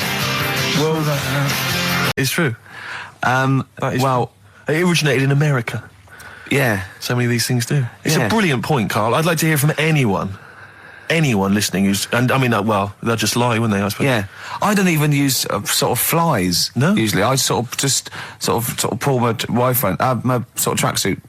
That's why I wear sort of like elasticated waistbands all the time. Exactly. Just sort Speed. of like... Yeah. You got to get in there with the minimum of effort. Yeah. And out. Sure. Often I won't shake. No, no. To my detriment, because it often leaks out a little bit later, doesn't it? Ever been out on a date with a girl where it's just trickled down your leg and you wish it hadn't, and you're thinking, what if she gets my trousers off later? She might smell it or see it. What? What? I don't know. I don't know what I said there. Right. Feeder, come back around on XFM 104.9. You're listening to Ricky Gervais. Yeah, I'm with him as well, Steve Merchant. I was thinking of dropping that. What? Thinking of dropping that, just going, because it's just too, that's all that. I'm Ricky Gervais, with me Stephen Merchant and Karl Pilkington too. I mean, get to the music, so it's, hi, I'm Ricky Gervais, this is XFM. Sure. Here's Radiohead. Yeah. Something like that, come out, that was Radio at XFM, I'm Ricky Gervais. Tony Blair, what's he all about? Yeah. That sort of, Snap, I went fast, because I quite, on a serious note, and you've always been saying it, I listened to an old show, because when Karl was compiling those things, I listened to an old show, and I listened to me, and I'm really concentrating now because I sounded like the most inarticulate, brain-damaged older drunk I have ever heard given a show. Yeah. I mean, I was shocked. Not finishing sentences, leaving out words, slurring, just doing noises that you understand because you know me. Yeah. So I'm really going to make an effort for the listener. Yeah, it's not going to happen, is it? You're going to give up after about 3 But I records. thought you were joking. And I thought it was like, he's taking it there. Did it then, you see? Again, I don't quite know what that sentence meant. No, but... Well, of course, I've got also your body language and your facial gestures, but obviously the listeners have got nothing else. They've just got the voice. They've just got the voice for it. That's all they've got. That's all they can rely on. Yeah. And when Karl Pilkington is the man holding the show together, When he's the that's most quite damning. articulate. Exactly. Exactly. How did I come across? You came across as lovely. I mean, I did an interview yesterday, right? And I was trying to describe you to this journalist, and I was going, it's like a cat can talk. Because the things you say, I just want to know what your world is. You know when a cat comes in, you go, where have you been? And it looks as you're like, you know, it can nearly understand you. And you're like, I wonder, I'd love to know what that cat thinks. And with you, it's almost like we've got one. Yeah. Yeah. Did you like that? You can also lick your own testicles, I think, can't you? So, yeah. Did you play the doves? And Envy on XFM 104.9. I'm Ricky Gervais, with me Steve Merchant. Absolutely, yeah, hello. That clang you heard there isn't Karl. No. Karl's away. It's Sturgis. Claire Sturgis is here. Yeah. You'll know her from the Claire Sturgis show, but we know her from our early days on XFM, Yeah. and, you know, we're good friends. It's sort of like old times, isn't it? And Karl is had a little surprise birthday present. What's the story with this, Claire? Because I don't know Well, about this. do you know, I came in on Monday expecting to see his little smiley face, as usual, and it's always not here. Yeah. What do you mean? So, apparently his girlfriend had surprised him and dragged him off to the Caribbean for a week. Wow. No, Canaries, isn't it? Oh, I mean, I don't Yeah, know. he likes the Caribbean. He likes the crabs. Yes. Yeah. I thought he was bored of the Caribbean. I thought he didn't enjoy it last time. No, he loved it, didn't he? No, I don't think he did enjoy No, the it's crabs. Tunisia he didn't like. Right. He's been travelling, hasn't he? I know, yeah. He gets about. didn't like Tunisia because there's flies the size of matchboxes. Of course. And, and midgets in the kitchen. No, there's nothing wrong with that. Yeah. Midges or midgets? Midgets, he said. Right. In It the was kitchen. midgets. He wasn't saying anything bad. He said that there were lots of midgets in there. Lots of midgets in the kitchen. Now listen, I'll give this one. This is an easy one. Now just think, right? Think just what it means. They're not that hidden. They're not that cryptic. Just think what this means, okay? Okay. When the Hares addressed a public meeting and claimed that all should have fair shares, the Lions answered, "A good speech, hairy feet, but it lacks claws and teeth such as we have." How would you use that? No. What do you think that means? This is translated from the, I don't know, Greek or something. I don't know. It was Aesop. Where's he from? Greek. Yeah. So shall I do it in my own language? Okay. So what would happen if there's hares and they have a meeting in the jungle with like loads of lions and go, hey, hold on, wait a minute. I think we should all be equal and share everything. All right. And the lions go, well, yeah, it's easy for you to say. We've got claws and teeth. Yeah. What does that mean? It's saying like, of course the hares want that because it's better for them. The lions get nothing out of it because they're already king of the jungle. That's right. So it's negotiating from weakness. Anyone can negotiate from strength, but negotiating from weakness is it'd be lovely. It's a lovely utopian look at the animal kingdom. But the way you said it is better than the way they worded it. Well, that's because Ricky's very much the modern Aesop. I mean, many people have thought that. That's why he's getting a lot of awards with the TV show. For him, that's a fake. So look, I'll take that home and read ones you like and tell me about the ones you like, ones that click. I don't care if you only come in with like one or two. Go, I'll tell you what, Rick, that's there's one thing that I've learned from that.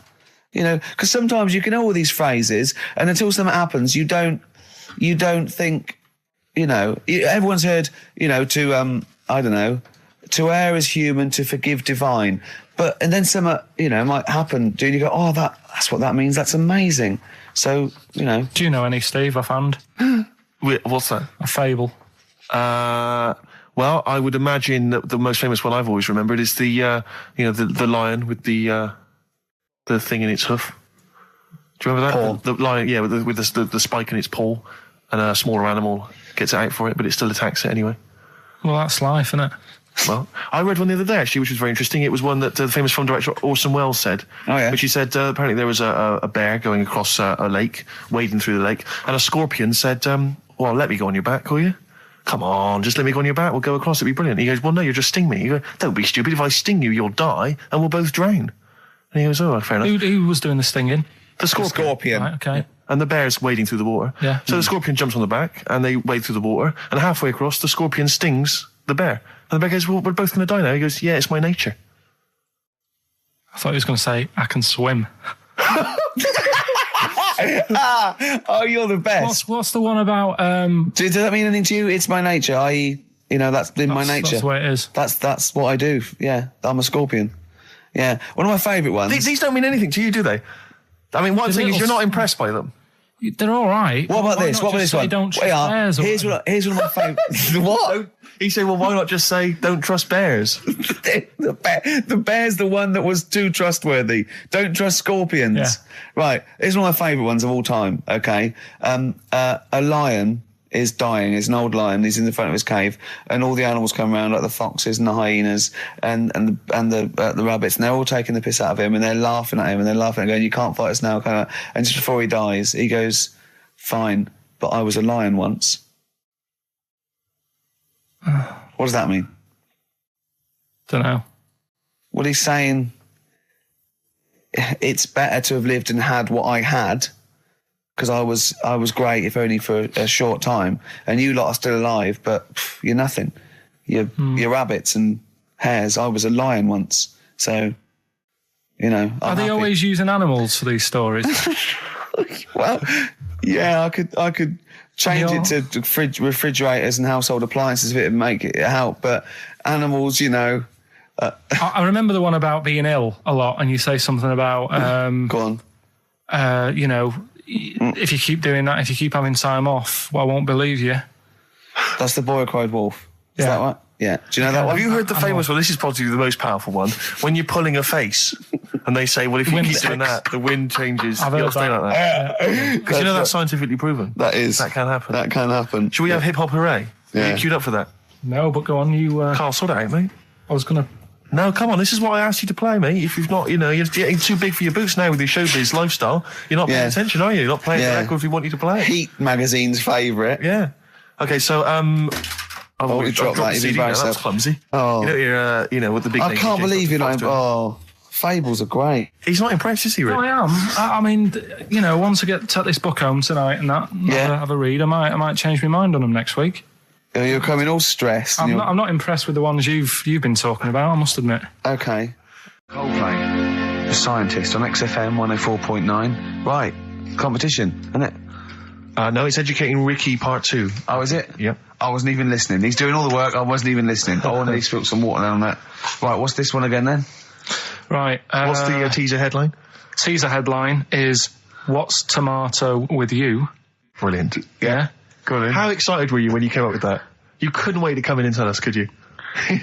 I think it's a good one because you won't forget it now, will you? I mean, like the worm one. What's so special about the worm?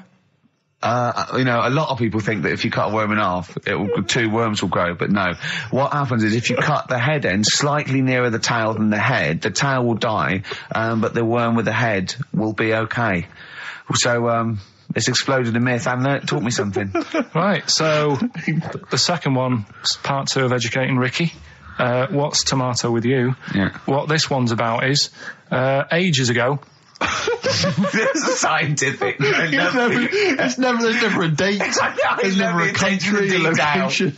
Okay, settle down, children. Now, this is A-level history. Right. Once upon a time. Yeah. When a mental place with swords was a king, forget his name, but he was a loony. And it was literally ages ago. Yeah. So, good luck in the exam. Yeah. Right. So, alright, many years ago. Oh, yeah, cleared that up. Go on. They thought tomatoes were poisonous. Right? Okay. Hold Because on, are they going to be proved wrong at the end of this story? Well, because I don't want to give away the ending, but is it something to do with the... Are they poisonous tomatoes? No. Oh, you're having a laugh. I don't believe it. Go on. They could have been eating tomatoes all this time. Oh, Steve, what's tomato with you anyway? Okay, so hang on a minute. Let's just recap quickly. Many years ago, when people thought tomatoes were poisonous. Yeah. Go on, Well, they didn't know they were poisonous then because they were still eating them. But what was happening? But they're not poisonous. But hang on a minute. All right, and it's not. I'm just going to listen. I'm not even going to talk. Okay, I'm not going to tackle it anymore. If you remember, years ago they didn't have like pottery plates. They had lead plates. Right? What are you talking? Just let him talk. Sorry, what year is this? Let him talk. Come on. Plates made out of lead, and what they'd end up doing, they'd say, right, do you want a tomato? And they'd go, yeah, all right. And they'd put the tomato on the lead plate and cut it. And because of the acid in the tomato, right, it would sort of make the lead runny, and the lead would go into the tomato, and they'd say, oh, it's lovely this, and they'd be eating it. They'd get food poisoning, lead poisoning, what have you, and they'd be really ill. So they thought tomatoes were poisonous, so they didn't eat them for many years. And when you say they, do you mean the people of Narnia? Yeah, this didn't happen. Where was this happening? Sort of in Britain and that. You put him on the spot there. Oh, I hope there's no uppity pupils at this school when they go, what do you mean, sir? Oh, if you're going to... Oh, I'm fed up with you. Do you understand? No. So the No, you've got... No, right, okay, first of all, Carl, where'd you get this information from? Where 14 did I get times that? as well? Do you know... You can't remember? I don't know where I got that from. I don't know where I got it from. But why don't you think that makes sense? But what? Someone once got lead poisoning from a tomato? Not just one, loads, and then all of a sudden... No. Why is this educating me? Because I'm telling you that tomatoes... I can't take anything away from this. Yeah. I don't know what to take away from this. What have I learned? Don't mix lead with tomatoes. Why is this educational in any shape or form?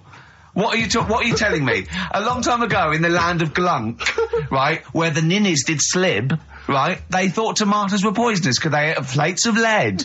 What are you talking about? Yeah, but we all know tomatoes aren't poisonous. Is that what we're taking from the story? Is that the moral of the story? Don't believe these people that I'd never heard of before. What are you talking about, Carl? I think it's a bit weird. It's a bit weird, yeah. It's the same people that were spreading those malicious worm rumours. My hangover's coming back. I've got to get some water. Play a record that was rubbish. There's that one that a bloke, right, was going to get a phone call at 4:00 to find out if his business was, okay, right? And if he didn't get the phone call, he knew he was broke, destitute. So dead on 4 o'clock, the phone didn't ring, so he went up to the roof, his office, and he jumped off to commit suicide. And as he was passing his window, the phone was ringing. Oh, no. Carl, it didn't happen. Carl's getting very excited, as we all are, about his new... Should we let him do a little taster for us? Well, I'm very excited about it. I mean, so the gist of it, what is it? What is it exactly? Right. Is it a game show or is it a competition?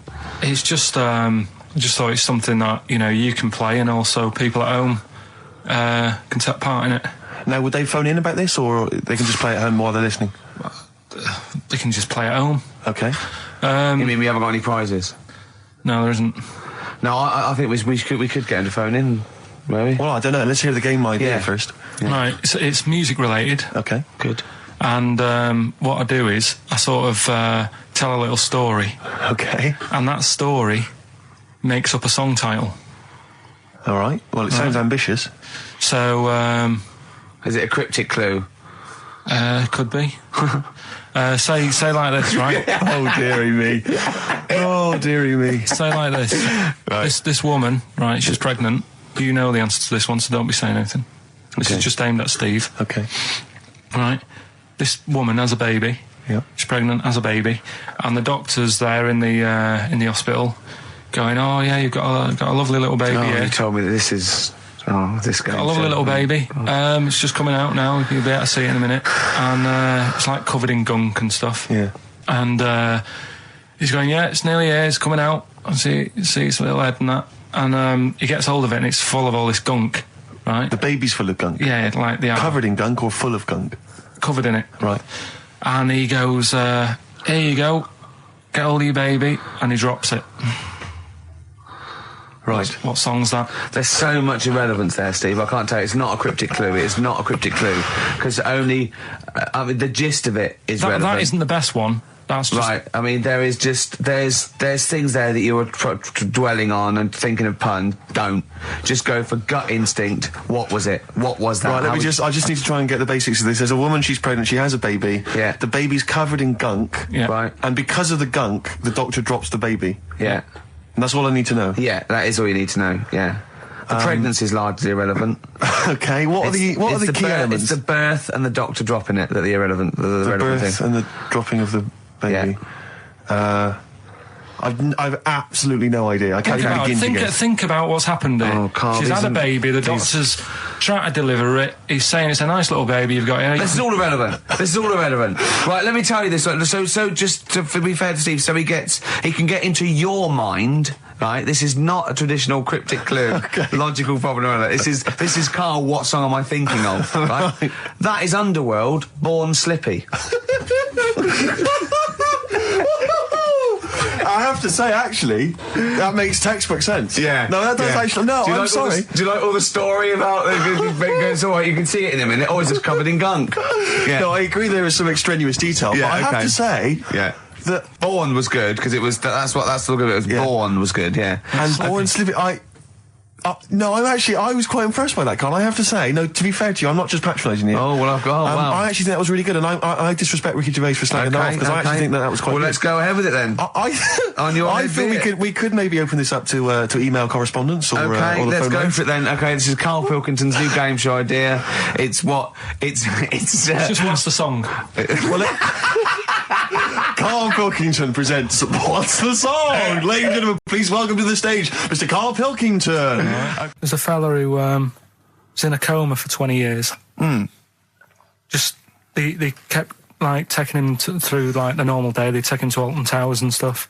Doesn't know anything about it. Just kept going through the motions.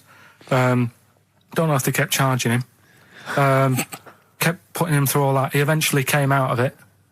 20 years. And went, stop taking me to Alton Towers, it's shit. I just thought, imagine how much post he has. Eh? How much post?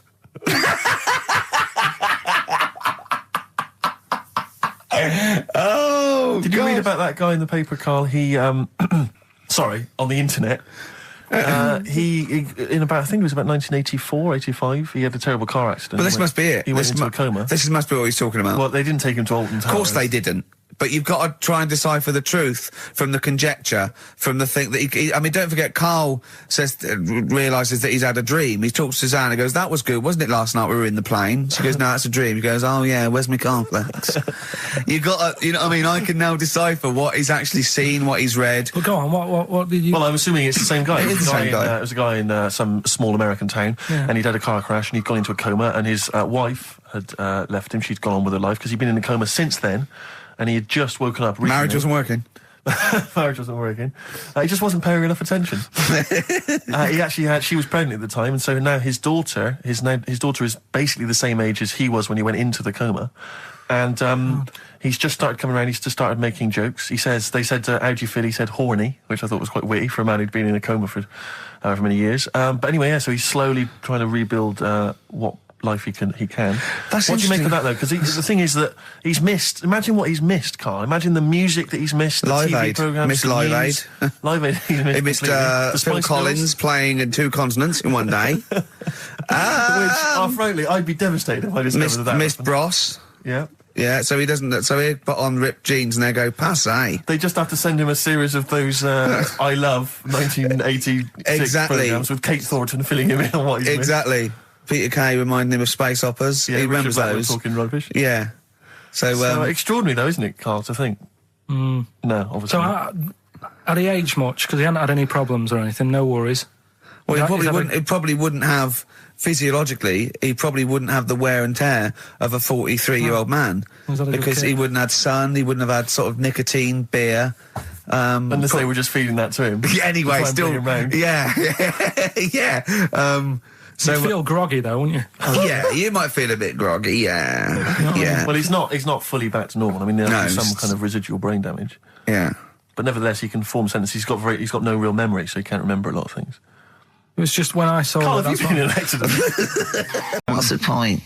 About a lad who 8 years old, but he's still breastfed.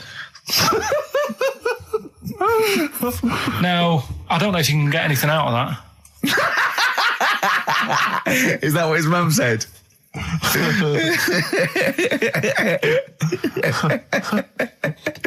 do you mean? I don't know if I can get anything out of that. You don't need to. No, it's just that. You know, where did you read that? That was on the internet. Oh, well, yeah. You're always unspecific when you mention it. It's just it was on the internet. Well, I'm trying to think what I put in. I think I put in Y to see if I'd confuse a computer. And then, go! You are... No, honestly. I did a search, put in why, and he came up with funny things that, like, why is this person doing that? Why is that? And it had a picture of this 8-year-old lad, sort of, you know, on his mum's nipple. And it was saying, you know, is this healthy? You sure that wasn't asking you that question? What? I put in why? Just to confuse the computer. What do you mean? Yeah. Stop it. Yeah.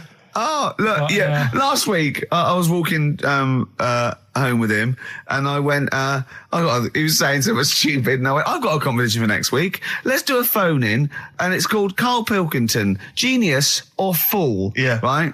And he went, No. I went, why not? He went, well, it'd be confusing because they say there's no difference between genius and being a fool. They do though, don't they? No, but it's rubbish, and people say there's a fine line between madness and genius, and you know, it's a ridiculous soundbite. They don't say there's a fine line between a genius and an idiot. Well, the people who do are idiots. Yeah. So what would you do there though, just to sort of wrap that little thing up? What would you do? That lad loves his mum's milk. What are you asking me to come up with? No, I'm just... A title for the story? No. It's just what would you do? Right? What do you mean, what would I do? Well, it's causing a bit of a problem in the area, right? What area? In America, I think it was. Oh, America are a problem, are they? George Bush is worried about this kid who's breastfeeding at 8. Imagine it like this, right? Right. No, so, Karl, what are you asking me? About this spurious story you saw on the internet? I saw it on the internet. There's an 8-year-old lad, he likes his mum's milk, and he's saying, is this right? Should it No, be it's going not. on? But what do you want Ricky to do about it? It's not his responsibility. Yeah. No, but the little town that he lives in, they're all causing an uproar, right? Going, this isn't right. You know, I can't let my kid play out in case he's in the garden with his mum getting a bit hungry. Right? So, God. What should they do? Because his mum's saying, well, he likes it. Yeah. And he, you know, so what do you do? I don't know the laws. No, but I'm not asking you to sort out the laws. I'm just saying, if you lived in that neighbourhood, what would you say? If you went up to him and said, look, everyone's getting a bit fed up with this, look. I'd say, what would I do? What do you mean, what would I do? what are you asking me? Right, it doesn't matter. No. What are you asking me? What are you asking me and Steve and the public? I'm just saying, say if you live next door to this woman. Yeah. Right? The kid's hungry, 8 years old. He's out playing on his bike and he goes, Mum, I'm getting a bit peckish. And he goes, all right, son. She whops one out. And he starts having his milk, right? You live next door, you're putting your washing out and you see this going on. You're getting a bit sick of it because it's gone on for months. 8 years, I assume. Why is it your business? Why are you such a nosy neighbour that you're concerned? What would you do, Carl? Let's turn it back on him. Yeah. What would you do? What's your solution? What would you do? Well, I thought I'd say, right, why are you doing this? And she'd say, because he likes it. And I go, all right then, put it in a bowl first. And you think that would sort that out? No, because I was thinking about the whole thing, right? And you do that when you're a baby and everything's all right, innit? Yeah. No one bats an eyelid at a little baby having a bit of milk from its mum's breast, right? Yeah. You'd almost say it was natural. But you grow out of it. It's like you don't see. It got me thinking about things you don't see. And you don't see. Did you put this into a computer? Show me things you don't see. What else don't you see? Well, you don't see, like, an old man having a Twix. You never... So what? You know the terrible thing about all this, Steve, is he's right. You don't see an old man eating a Twix. That's a terrible thing. So what they have got, right, they've made old man toffees, haven't they? They've come up with Werther's. Is that a song? Oh, God. You don't see an old man. So they've got their Werther's, right? Yeah. So, look at him. You think he's giving a lecture at Oxford? It's not going anywhere. No, go on, sorry. Go on. I'm just saying... Right. You grow out of things. Yeah. And the old man, I'm sure when he was a kid, he'd have a Twix. Yeah. Now it doesn't look right, so he's having... It doesn't look right! So... Right. I don't think Werther's originals were specially designed for old people. I think they were sweets that just happened to have been made for years. That's why old people eat them. Yeah. They didn't go, hang on, there's a market here. I've noticed old people aren't eating Twixes. Quick, let's make some old man sweets. But the little advert, he gives it to his grandson as well, doesn't he? He goes, I have a Werther's original. I think it cuts, though, before he throws it back in his face and get me a Twix. I used to sell mackerel. Did you? Yeah, I had a pet magpie Did you? called Maggie. Pet magpie. You mean you captured it and didn't let it go away? Yeah. Can't have a pet magpie. But then it got really vicious. I mean... Well, it was let me go. What do you keep it in, a rabbit hutch? No, it flew around, but it used to just, like, come to me all the time. But then it started pecking me head and stuff. That's not a pet magpie. That's a bird in the garden. No, but I could actually... I could hold it and stuff. It wasn't scared of me, and it knew it was me. It used to come down from, like, the top... It hated you. That's why it wanted to peck you. Is that... And the other thing... I always remember being younger and like walking through the woods to school with my mum, and like, I was chasing a butterfly, and she said, "Oh, don't do that, Carl." I said, "Why?" She said, "Because they only live a day." I said, "Oh, all right, I'll get a dead one in the morning." That's genius. That's great. That's quick thinking, isn't it? Oh, no, that's sweet. Let's play a oh. song. I've got that feature Educating Ricky, which is a bit of a play on words as well. Right? Do you know the film, Steve? Educating Rita. Yeah. I see what you've done. Go on. I'm doing that, and I teach Ricky stuff. What do you teach me, Carl? Well, I've got a few different topics. Go on. Do you know, like, how you taught me about Hitler and Che Guevara and Winston Churchill? Mm-hmm. I'm going to come in with topics every week, and this week I've got... Ghosts? No, hanging bacon is one of the topics. Say that again? Hanging bacon. Hanging bacon? All the titles... Francis Bacon. No, all the titles are sort of named to sort of tease you and get you more interested in it. Hanging bacon? Well, you've certainly intrigued. Go on, what's another title one? Hairy Chinese Kid.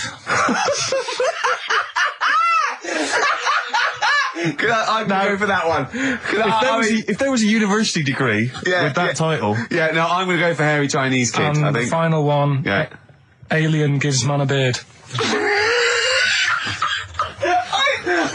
Alien gives man a beard. I am going to burst. Right, listen, Carl, you've got to tell me. Right, first, right, let's do it in reverse. No, we're not going to do it now anyway. What do you mean? We've got to do it now. I mean, this is the first interesting thing you've said in an hour.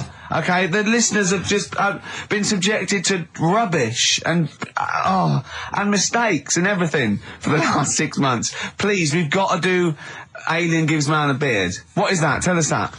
Right. Sorry, this is just you telling me something, is it? This feature is you telling me something. I'm teaching you something. Educating Ricky. Huh? So are we playing it now? We're already into this feature. Well into this feature, are we? Yeah, I suppose we are, yeah. Should there not be a jingle or something? Yeah, can we have a jingle? There's no point, because look, I come up with ideas and you dismiss them straight away, so I'm not wasting my time making stuff. Right. If you don't like okay, it. let's play Educating Ricky. Right. Brilliant. Go. Right. So-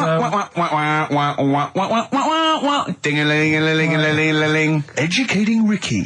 Right, what are we going for then? Hanging the bacon, airy Chinese kid, Alien Gives Man a Beard. I think Alien Gives Man a Beard. I'd like to do that. Right, there's this fellow, I think it happened in America, and he saw a bright light in the sky. And God, if you're bored. he stood there. This is a true story, is it? Yeah. He stood there, Yes, of course it isn't, Steve. and he saw this bright light, and it came closer and closer, and it was a UFO, right? Yep. And he looked at it, and it disappeared, right?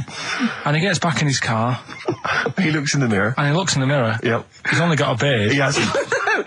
You sure it wasn't someone else who got in the car and he was still standing out there? Right? What? And it turned out, Yeah. he got home and said to his wife or his girlfriend, it's a bit weird. So I just got out of the car to look at a bright light, and I got back in the car and I grew a beard, and she said, never mind your beard, where have you been for 3 days?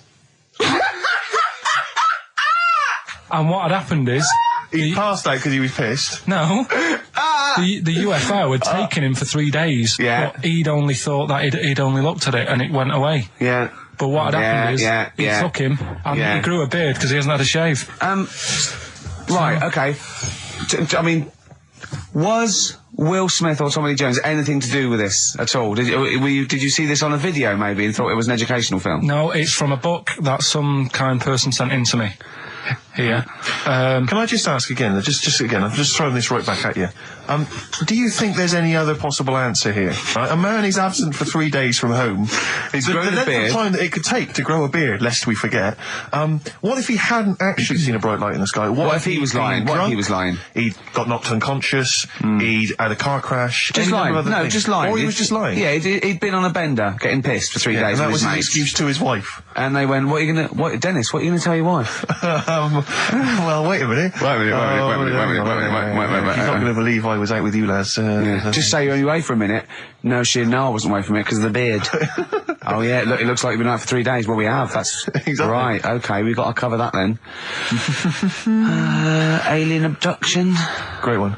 Okay, let's try that. Do you see? That's a little scenario there that could have been played out. So, when you say educating Ricky, what have I learnt from this? Never listen to you again. That's all I've learnt so far. Never listen to you. Yeah, we've talked about it before. Do you know the little mouse that had an ear on its back? Yeah. Sure. Right.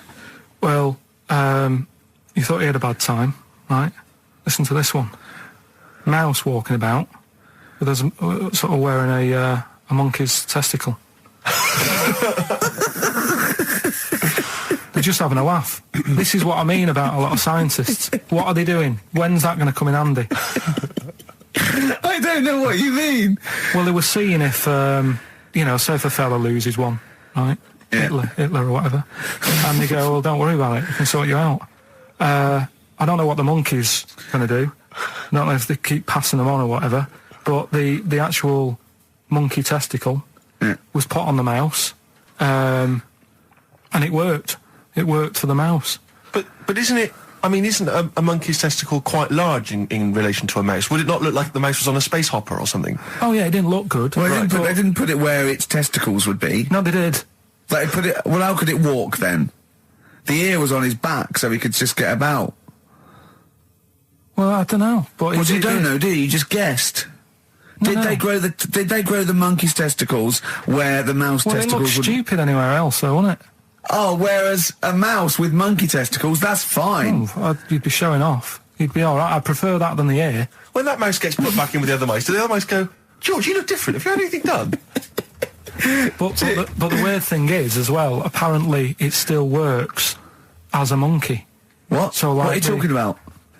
Like the sperm and that was, it was still sort of monkey Of course sperm. it was. What are you talking about? But that's weird.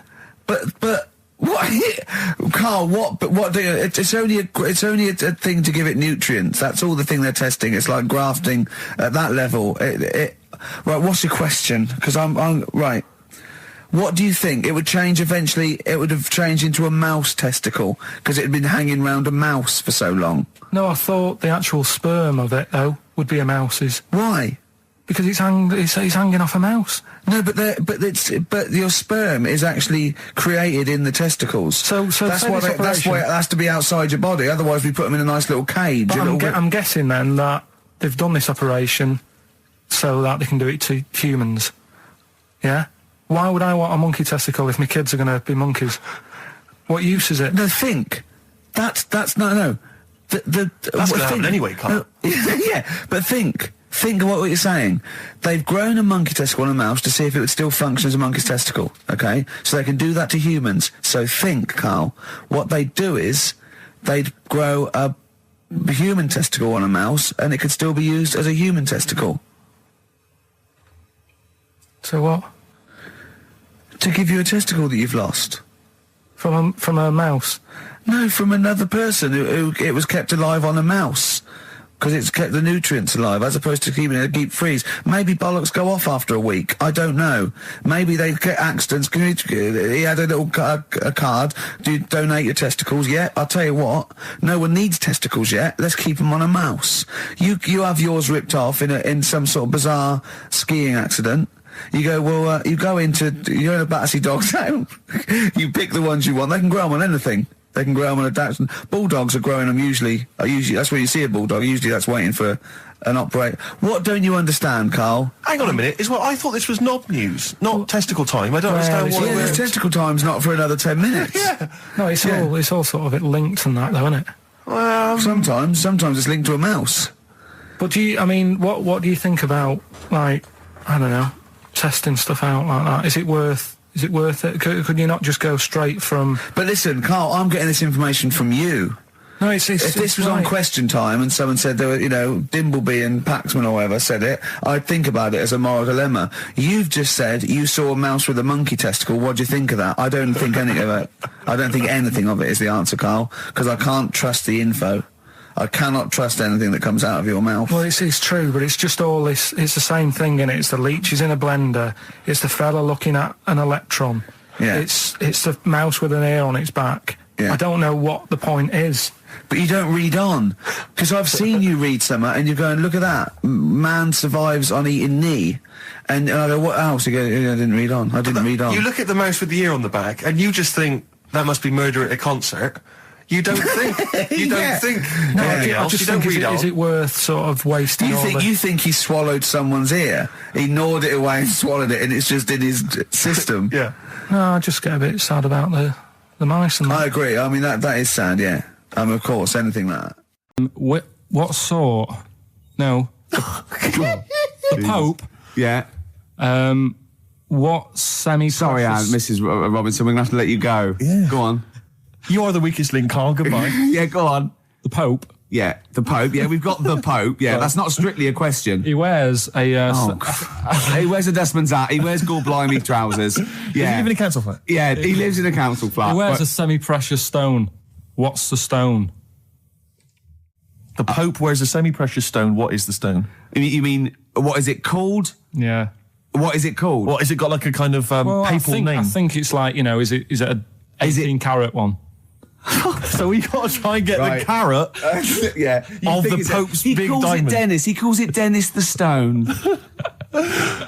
Do they want the type of gem it is? Like, or is there some kind of papal name for it? Or do they want it like the Rosetta Stone? Or I don't know.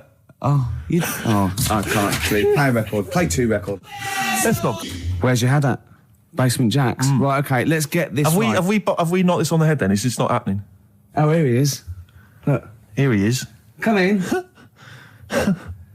How have you... Oh, God. I don't believe that. Oh, that's pathetic. I do not believe that.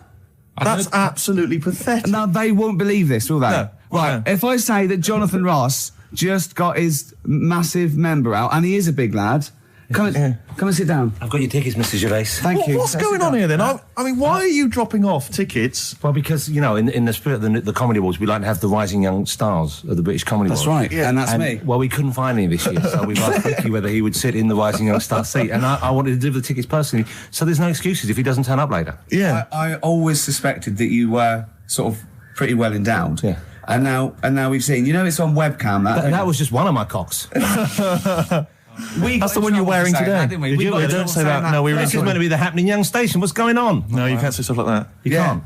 Just careful what you say. Look up to Julian Clary. What, 10 years in the wilderness, and he comes back in the person line. 10 years in the That can happen wilderness. to you. That's Jesus you're thinking of, isn't it? Just because you're on everything at the moment. I walked in here and I came in here and I thought this is the young happening place, and what do I see in here? 3 old men sitting. What are you talking about? I'm only 28, 27. You're wrecked. You all look wrecked. Well, Well, that's because we're always partying. I was looking for some youngsters. Where's the youngsters? I wanted to see some tight leather pants. I wanted to see some foxy chicks hanging on you everywhere. What is it? It's a bunch of old blokes and a bloke up there washing up in a sink. But look at him. He even dresses for radio. Look This at is him. ludicrous. It's amazing. Looks like you're I love the fact you were on the phone to Gervais last night, weren't you? Asking his advice on clothes. Look at him. He's going for the man down the DSS. I like that look. That's a nice look. Have you got a single pair of trousers that aren't elasticated at the waist? They're maternity jeans. I know they've got a whole frank panel that puts this The forward. thing is, what I do at the end of the week, I can pop these in the pan and I can make a nice soup with all the food that's encrusted in As them. his years as a homeless come to the fore there. Look at you, But one why- step away from Lawrence Llewellyn Bowen. I'd like to be that bit closer. But why are you dropping off tickets? Are you a little bit... Because I thought you were married and stuff. Why do you suddenly got this obsession with Gervais? Because I'm a bit rough, ain't I? yeah, it's like when you see Dale Winton out with those rough boys. I'd like to get one of my own. When a top celebrity in a lovely looking suit walks down the corridor with his penis out, Yes. Yeah. I know that I'm still an You attractive know man. you've arrived. I was inaugurated in the same way. For me, it was Des O'Connor. It's like it's the passing on of the baton, if I may use that euphemism. and you've been battened. But it's fantastic. Well, it's it is a pleasure. I don't think I'm complacent just because I'm mixed with you. I still wake up and think, I don't believe it. I'm mates with Jono. Can I just point out one thing? Jono. I was listening to the show last week and I heard you, as always, revealing a little too much about yourself, if you don't mind me saying so. Yeah. Steve tried. Not as much as you. No, but that was just for the benefit of the room. Yeah. And talking about when you used to occasionally urinate in the sink. Yeah. When you were around my house last time and I came in and you looked a bit shifty.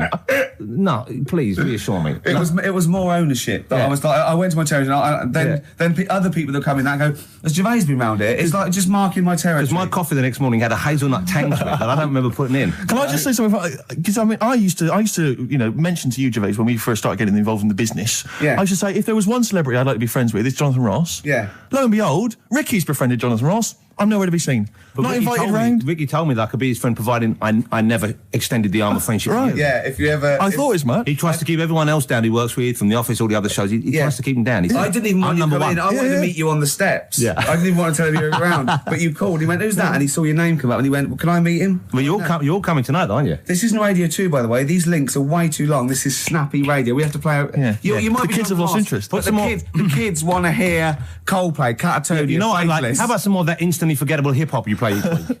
One of those obscure Go. hip-hop hooey. That's the worst feature on British radio. You should be ashamed of yourself. Wait a minute, I've heard your quiz on Radio 2. You're having a laugh. The hip-hop's had its day. You should be that one. Put it away. Put it away. I'm Carl. Carl, how you doing? I'm all right.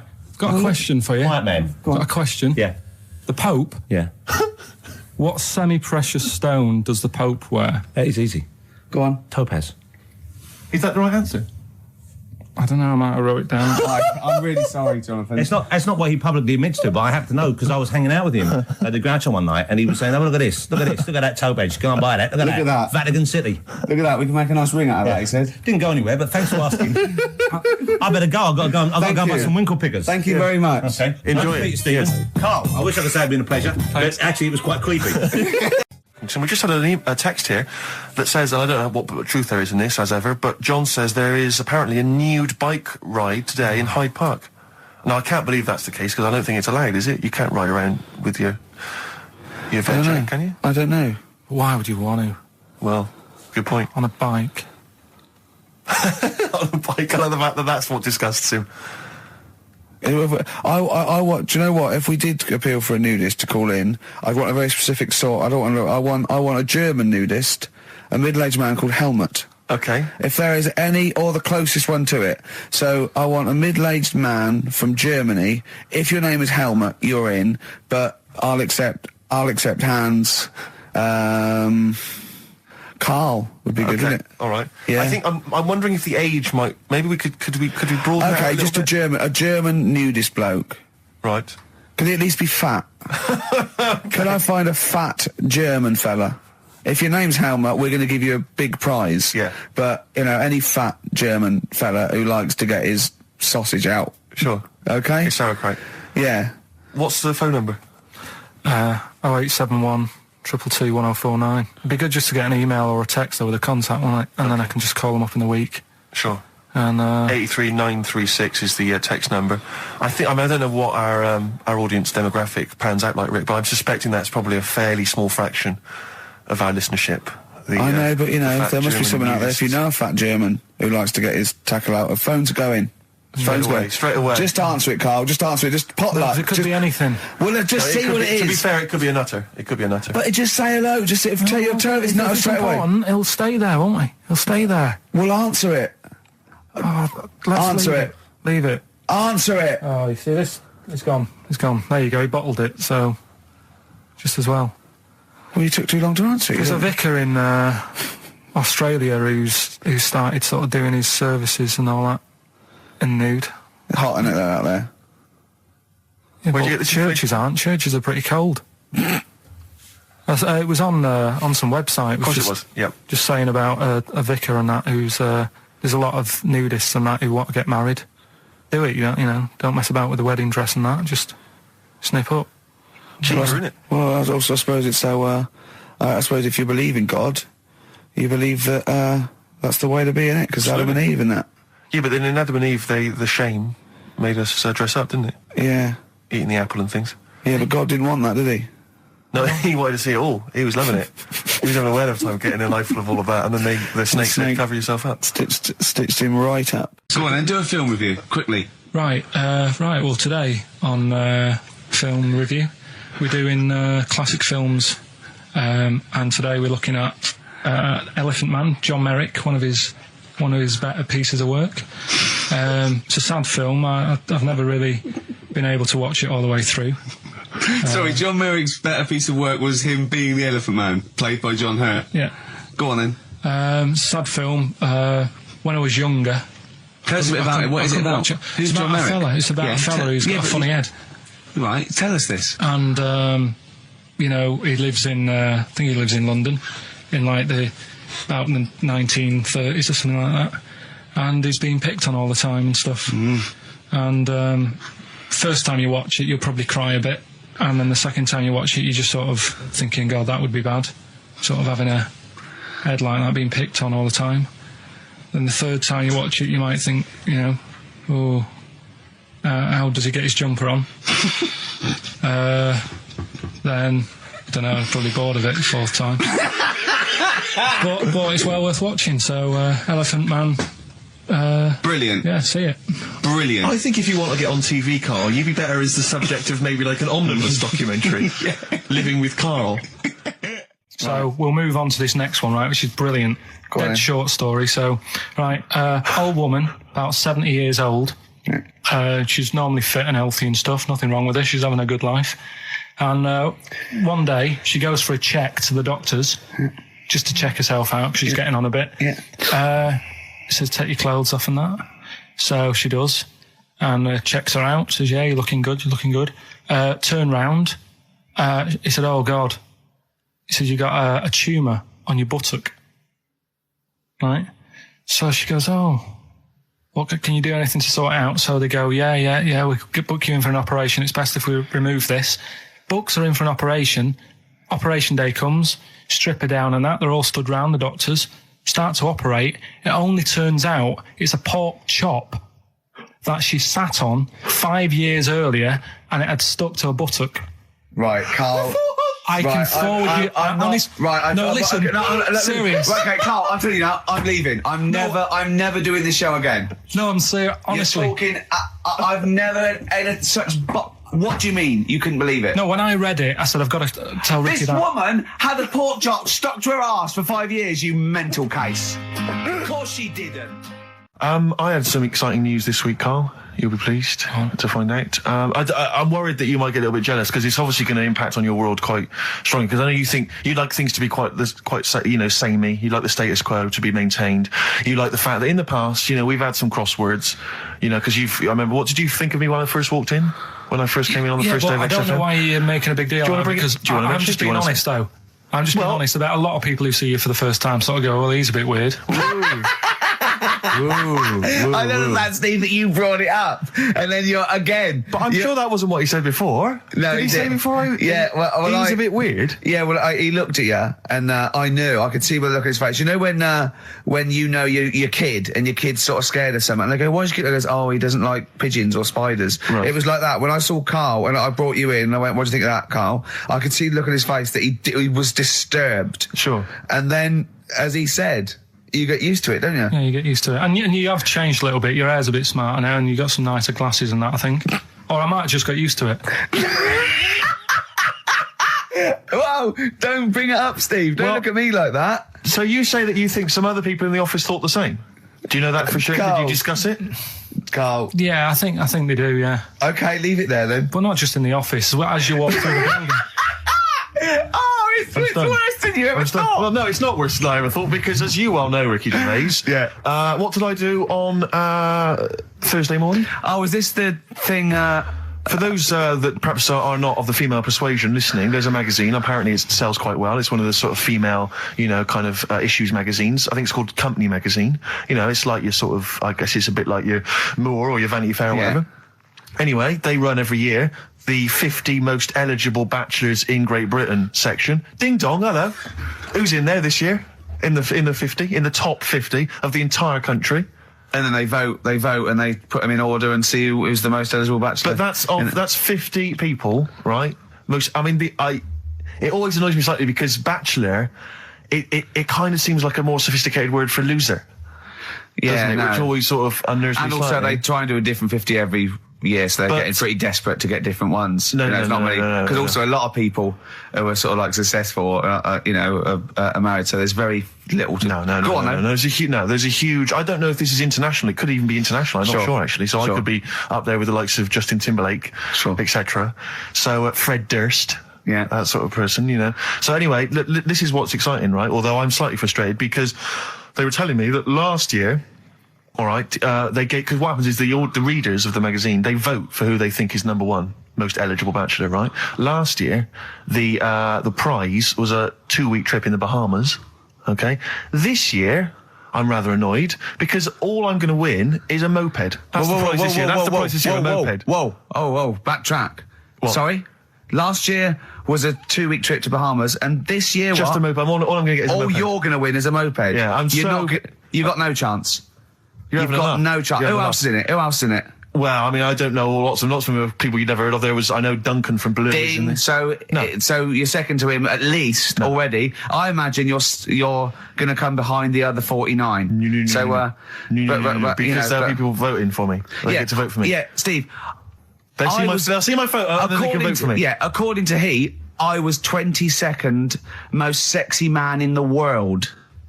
I better take that helmet back. I would. It's that thing, though, you see. This happened years ago to me, right? When, you get pally with someone and then you wind each other up and then there comes a time when you just go over the line. Yeah. Right? What happened? Well, it was this lad called Anthony, right? He was my mate. Yeah. And we used to sort of always have a little fight in the toilet and that. Sure. Right? Punch each other. No, I want to wipe it. And the punches, used to get harder and stuff. And then, so he hit me harder. Turned out into a proper fight. Yeah. I chipped his tooth on the sink. Right? Right. This happened at school, and it was time for assembly, and I thought, and he's in the toilet crying. I thought, go to assembly. There's police in there in the assembly that day telling people about unnecessary violence. And you thought they were there for you? So I'm like, oh no. Anthony's going to come in a minute, like crying with all blood coming from his mouth. I'm going to get arrested. Yeah. Did you go running and sleep? And that was an example of... Yeah. I mean, it kind of happened because I went out with a girl who he fancied. How old are we now? About 8 or 9. I think that's out of order, going out with a mate's girl. Yeah, but she didn't like him. He had, like, big ears and that. He had no chance, so why should I... No, but do you know what I mean? All right, I haven't got the looks like I used to. Sure, when you were 8. But that's before the stress of, having head squoze and that sort of thing. I have aged a lot. Having your head squoze. I love your own grammar. I know, That's the past tense, is it? Squeeze or to have squozed. Oh, he did squoze his head. Yeah. Oh, brilliant. So, what about a bit of Bowie? Bowie? Be my wife. Carl, I'm asking you. I think we can squoze that in. Be my wife, Carl, come on. So he did all this. I don't even know why I'm telling you about tattoos. No, nor do I, Carl. Hey, to be honest. Don and Blitzen from the About a Boy soundtrack by Badly Drawn Boys. Christmas theme there. You spotted the Christmas theme? Yeah. Carl's not really in a festive mood, but... I can't imagine Christmas is your time of year, is it, Carl? Well, I'm not sure any time of the year is, really. I liked it when I was about... I think when I was about 7, I enjoyed it.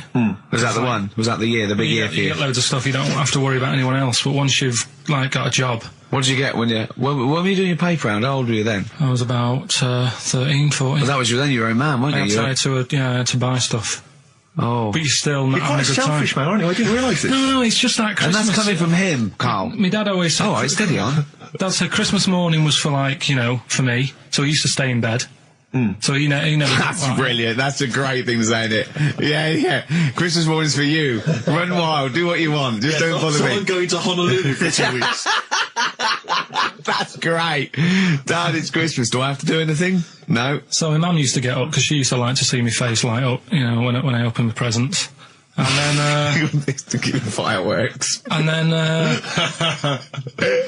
I'd have to go to my bedroom from about 6 o'clock onwards because, my mum and dad were into having big Christmas parties and I wasn't, old enough to go. Right. So they'd say, right, you've had your fun there, you go up to your bedroom, stay in there. Really? Yeah, I remember one year, right, I got a train set, that's what I wanted. Yeah. Right? It's brilliant. Playing with it all day. I thought, I don't mind about the party, I'm happy staying up here, playing with this. Brother comes in, he's had a few, right, he's going, yeah, give us a go on your train. How old is he? He's a bit older than me, so he might have been let's see. Well, let him be 18. Yeah, probably about 18, 19, and how old something were you? like that. I had a train set, so, I don't know, about... 14. Something like that, yeah. Right? So I'm playing on that, loving it and stuff, and then he comes in and goes, oh, give us a go. He turns the transformer up to, 14. He went really fast for about 5 seconds, broke it, and then he went back downstairs. Wow. So Christmas, I hadn't even got to Sounds Christmas like Day. the Conservative government with British Rail. Satire, that is. Rick, I just thought that there's satire. If there's any satirical shows listening or magazines... It doesn't work in any way, because there's the analogy falls down apart from there being a train. Think it through, though. British Rail was trains. Yeah. And the government broke the trains in many... Well, they didn't break them, not officially breaking them, but they kind of... Yeah, it does work. It's perfect. Oh, I'm very pleased with that. And I can't... And no one's asked him to be on Have I Got News For You. It's weird, isn't it? Because it's strange, that. When you've got a satirical mind that's as quick as that. Yeah. And he's broke your little train set. So what did you do? I just watched telly and had some sausages. I bet you were happy with that though, weren't you? It's a bit annoying though, isn't it, when your main present of the year has been broke.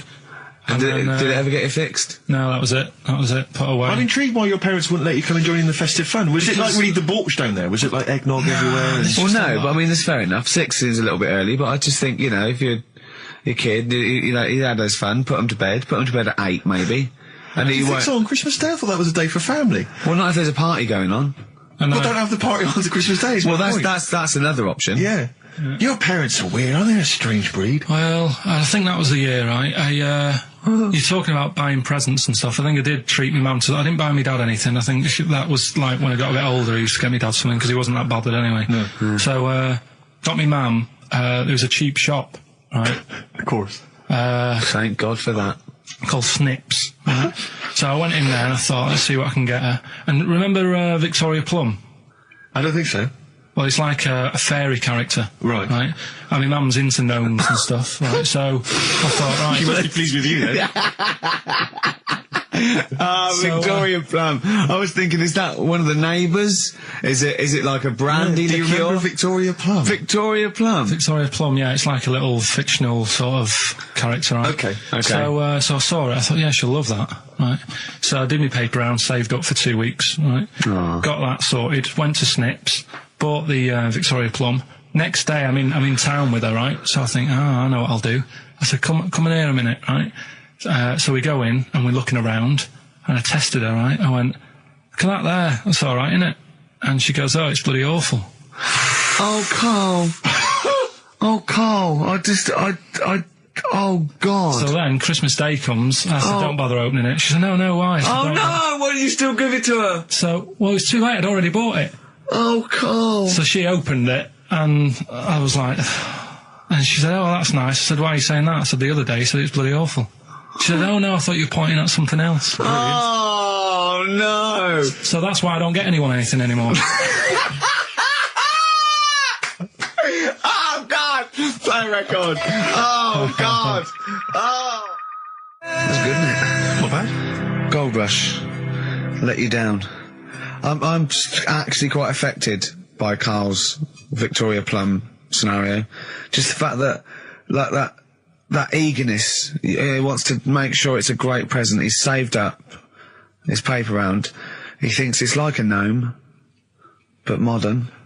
I'm worried that you're using it as an excuse now, and that's why you're not buying anyone any gifts, because you've had your fingers burned once. I mean, you were 6, 7 years old.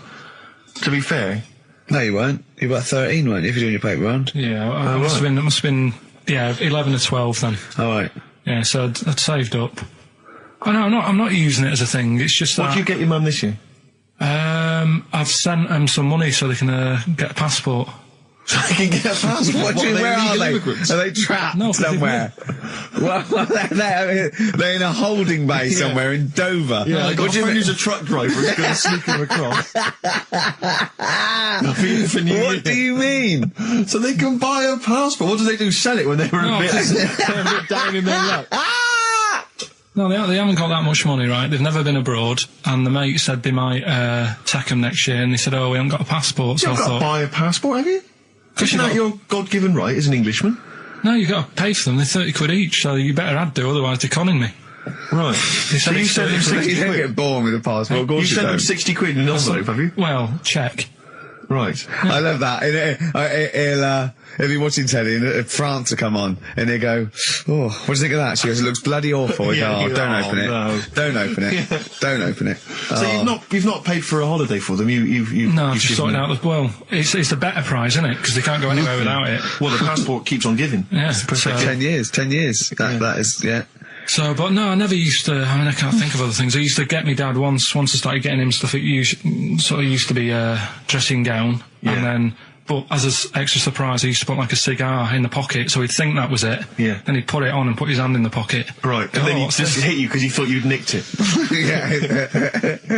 Oh dear. So you bought him a jacket with a cigar? That's quite thoughtful. Did you sneak a cigar once one Christmas? Yeah. Well, that's when they used to have like the big do's, like I say. You know, they were known for it. Like the whole estate used to know that. You know, we were having a party. Yeah. So they'd all come round. So they'd all come round and just have food and drink and that. I can't imagine. I cannot imagine how unpleasant that must have been. Awful. And you locked in your bedroom with a broken train set. Yeah, crying. And looking at Victoria Plum, whatever that was. In the bin. Oh, in the bin, yeah. And hear a mum saying, and he got me this. Isn't this piece shit? of rubbish. You could hear him just throwing it against the wall and laughing. And all the neighbours laughing. And you'd come down, just be in pieces with loads of spit on it. Just loads of gob on it. Eyes. And all the Polaroids of them just like laughing at it and pointing. Stamping on it. Alright. Well, that's all flooding back. But no, I used to get up in the morning and then like they'd still sort of all be there asleep on the floor and on the sofa. Oh, that's awful. Oh. That's terrible. Christmas is surely the one day a year which is a family thing. It's for the kids. They're the ones that was Boxing Day. Well, I know. Oh, that's all right. It's over. Yeah. Back on the bike. All right.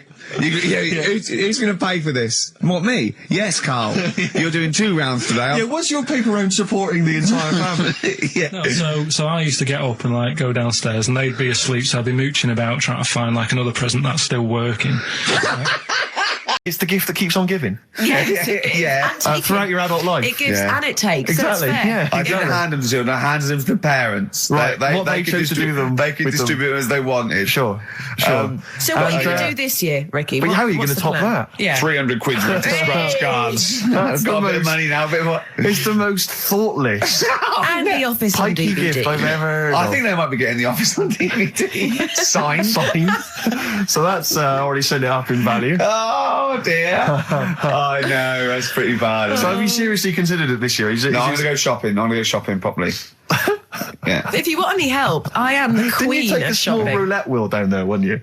Genuinely, didn't you buy like a roulette wheel? No, I had it. That's down there from when I got it when I was about 10. Oh, right. And sometimes I'm the banker. I always win. Yeah, of course. But they've got to learn a lesson. The banker always wins. It's a valuable lesson when they lose money to me. You should just go down this year and just say, basically, I went to a casino. I put £10 chip on for everyone. Exactly, yeah. Here's the winnings. You lost. You won. Yours came in. Yours was a donkey, love. Yeah. But Steve, what about you then? Because I mean, you don't like shopping, Well, do it's you? not that I don't like shopping, it's that I've got no ideas. You know, I'm running on empty with my parents. They don't appear, as far as I can make out, they don't appear to have any hobbies. No. I mean, I said to you before, my You don't grandparents... like wasting money. I'm not being funny, but you don't like wasting money either, do you? Well, I don't like wasting money, no. But I like to buy something practical for people. I like something which is going to last, something that's value for money. I don't like novelty gifts. Yeah. No, I mean, I think novelty gifts are wrong. I've mentioned to you that my grandparents spend all their time in bed. So there's only so many kind of, sort of bed socks you can buy, and ointment for, bed blisters and so on before, you run out of ideas. What about some of those novelty teeth? Because that would be, a nice jokey present, and they could probably come in useful for chewing the broccoli. Yeah, exactly. Oh, do you know what would be nice? One of those... No, I'll tell you when. No, Go on. those sort of travel pillows. So when you're travelling and your they head don't sort of travel falls down anywhere. like but they travel from vertical to almost horizontal. They're sitting up in their bed. Get on one of them beds that come up. You're not made of money. What am I talking about? Like Thora Heard's bed. Thora Heard's bed. Does her feet ever touch the ground now? Do you know what I mean, though? No, it's literally... She goes shopping in one of those little trolleys. She goes straight into her room. She's up the stair lift. She gets lowered into the bath. Yeah. It's terrible. Ludicrous. I'm just lazy. I mean, I tell you that, but I mean... Well, there's a whole idea. But if you're earning the kind of money that, that Heard is on, wow. With her Sons of Praise and whatever under the else. sofa, Exactly. money for She old was at the rope. Comedy Awards last year, wasn't she? Well, I'll give her an award. She's up the stairs like a greyhound. She can move then. Yeah. But so I've got no ideas. Absolutely no ideas. Okay. But any suggestions are welcome, Claire. What are you going to get your family? You've already thought Well, this I through. know I Will they be obviously listening? can't tell you because they will be listening. Right. But they're all outside at the moment because my family are coming to meet me after the show and we're going to swap presents then because Okay. outside Are there any Office in Leicester DVDs? Square. No, I haven't. Books? No. Because I should point out that the Office DVD is currently available. I actually did go and buy. I actually went and bought it myself. You can also buy it And I am online. enjoying the scripts, by the what Excellent. That's in. I love Do you the know fact what that I we're love? authors in the top 10. Yeah, we're in the top 10 bestseller list. No. But to be fair, we're at number 7 in the paperback non-fiction. Now I don't understand how that can be non-fiction. Yeah. Because it's the transcript from a made-up television it's not a real show. documentary. Exactly, yeah. But we're beating these poor people. But we're officially best-selling authors, I think that's fantastic. which is excellent. Which is very good. My favourite bits are the emails at the start. They are like Well, I mean, them. a lot of people don't know what you're talking about, Claire, but of course, if they pop down to Waterstones or Books and Kettle, they can sort themselves out there with a copy of it. Oh, dear. Nice. I like your style. Can we have some more music now? Let's Yeah? have, what was it? So Streets, maybe? I mean, the Streets is Yeah. obviously one of the Brilliant. albums of the year, and this Best is one album of the cracking. year. This is We Becoming Heroes, I think the last single, and Dynamite it is too. Eric Sermon, and what's the tune called there? It's called React. Yeah, it's got- React, from his debut. No, his fourth solo album. Not bad, actually. not bad, Yeah, not it's good. bad. I'm enjoying the tunes, Steve. No, absolutely. I'm enjoying We've the been chat. keep- I'm enjoying the tunes. We've been keeping it real. I'm enjoying the penultimate show before Christmas. Last message from Anders, I suspect, Anders. for the day. He says, I've just roasted my chestnuts over an open fire. It's a lot more enjoyable than listening to your show. He's Pretty snappy, is Anders. Yeah, He keeps them coming, It's a shame that, that we sort of couldn't sort of maybe meet up with him and try and persuade him that, he should come over to our side rather than, Come over to the side. Exactly. Yeah, come over to this side. I think we've got him though, because Do you think so? Yeah, apparently they did this survey in America.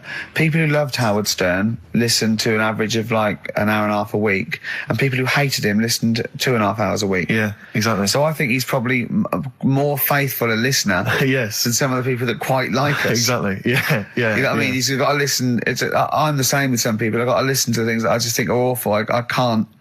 It's compulsive viewing. So, I don't care if people listen to us because they hate us or like us. No, indeed, as long as they're listening. I was on the as long as they're spending money on the advertisers. Other day. Yeah. Rick, my mother always used to say to me that you should write and thank your aunties and so on for their gifts. Yeah. And I feel like we should take a moment out just to thank all the people that have emailed or written into us during the year, because we're very lazy men and we never reply. Well, really. I never look. You never look at You emails. read them and I'll go anything for me. I reply very occasionally if I You're think it's like my worth it. secretary when it comes. You protect me from like people who The insults and so on. Yeah. Are there any insults? Are there? Oh, there's plenty. There's plenty. Yeah. Do you have to protect him, really? Oh God, yeah. There's lots of things I don't tell him. Lots of things I keep from him. It's not very nice. Yeah. I thought I was right. Well, he's just not as popular as he thinks he is. Oh. He thinks that when he's like dancing around and making funny faces and squawking and making noises and No, stuff he when we're hasn't done filming, it. he thinks He that everyone hasn't thinks done that's it this enjoyable. Yeah. Some of What people think I'm quite an annoying little prat, do they? that's not the word they use, but you're near enough Really? there. Yeah.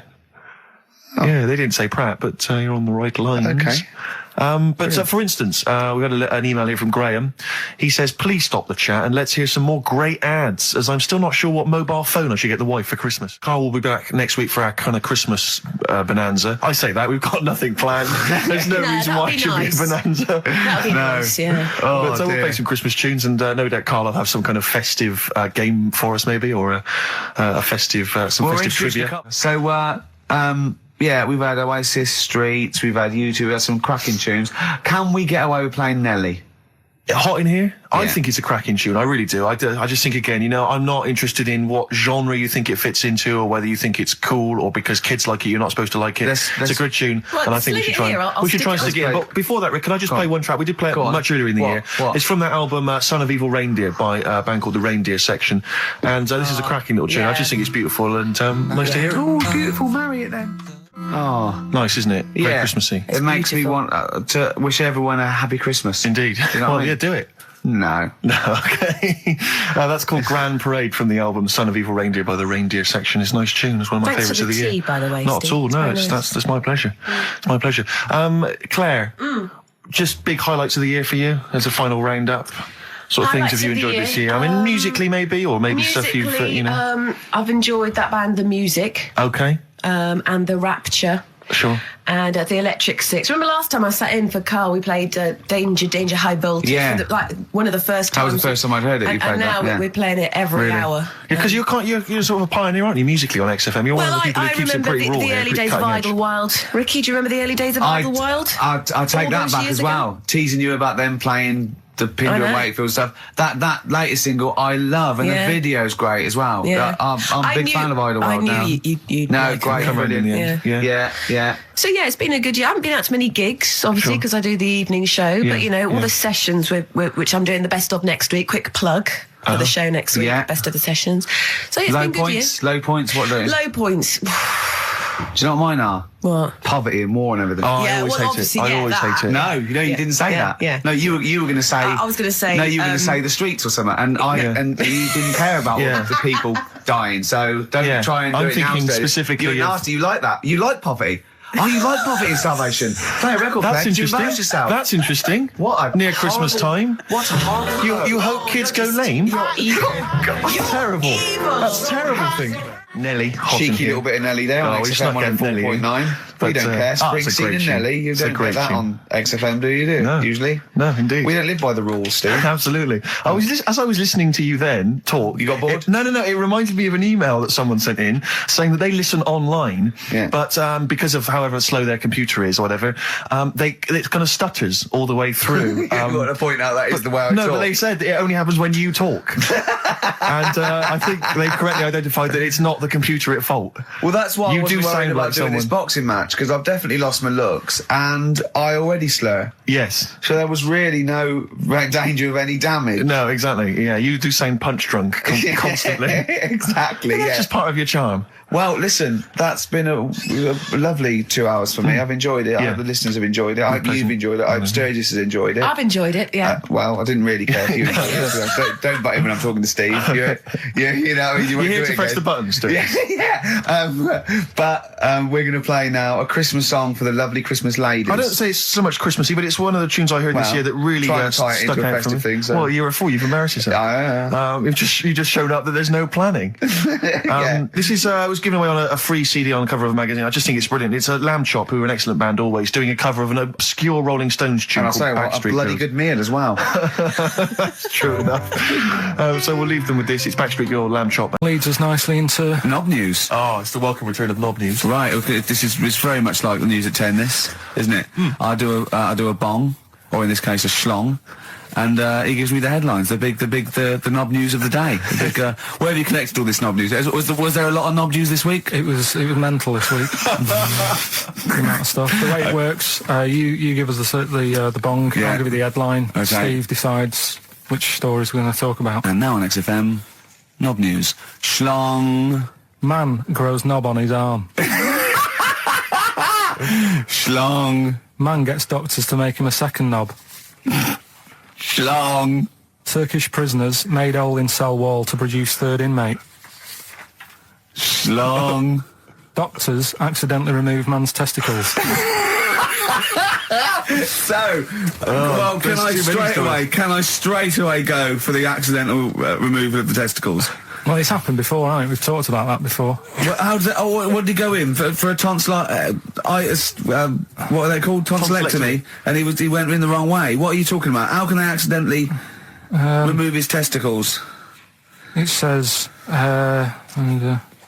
didn't look at his folder, and the doctor said to the fella, "Oh, we've removed your testicles and we wanted to take out your prostate gland."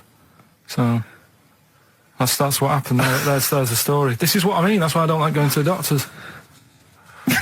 It happens, doesn't it? Because all these sort of it's when they say things like, "Oh, it's just we do loads of these operations." That's when they're not concentrating. Brilliant. Do you know what I mean? When they say it's procedure, that's like having a boring job that you do every day when you're not going to be concentrating. I prefer them to go, "This is a tricky one, this." I know what you mean. I sort of do know what you mean. People, you watch TV programmes about, like, you know, removing someone's second head or whatever, and there's like the best surgeons from all over the world. It's televised. They can't It's make a mistake. televised, isn't it? They can't go, "We took his legs off by mistake." Whereas the fella who's having a prostate's like, "Oh, do you want to do it? I'm sick of doing that." And Yeah. they're probably doing a crossword whilst writing it. Of course they are. I've seen that actually in operating theatres. They're doing a crossword. That's what I mean. Yeah. I was just examining some of the other knob news, Rick, a little bit more closely. Man gets doctors to make him a second penis. I'm sure we're all interested to know what happened there. Yeah. A German who persuaded doctors to give him a second penis has lost his wife after he showed her the result. Biker Michael Gruber lost his original penis in a motorbike accident, and doctors built him a second one using a mixture of skin, bone, and other tissues. Bone? Apparently, the penis worked so well that he was even able to father a child with his wife Bianca. But Gruber was still not happy and asked doctors to repeat the operation and build him a better organ, to which they agreed. From his hospital bed, he said, "I've got 2 penises, but no wife. I'm hoping when I get rid of one of the penises, I'll get her back." What do you mean? Sorry, he had 2 put on. What side does he wear? So he's had both. So he's had 3 then. Yeah. Yeah. This is probably the thing that happened with Hitler when he had 1 ball, but he had 3 at one point, didn't he? So he just get one in the other ball.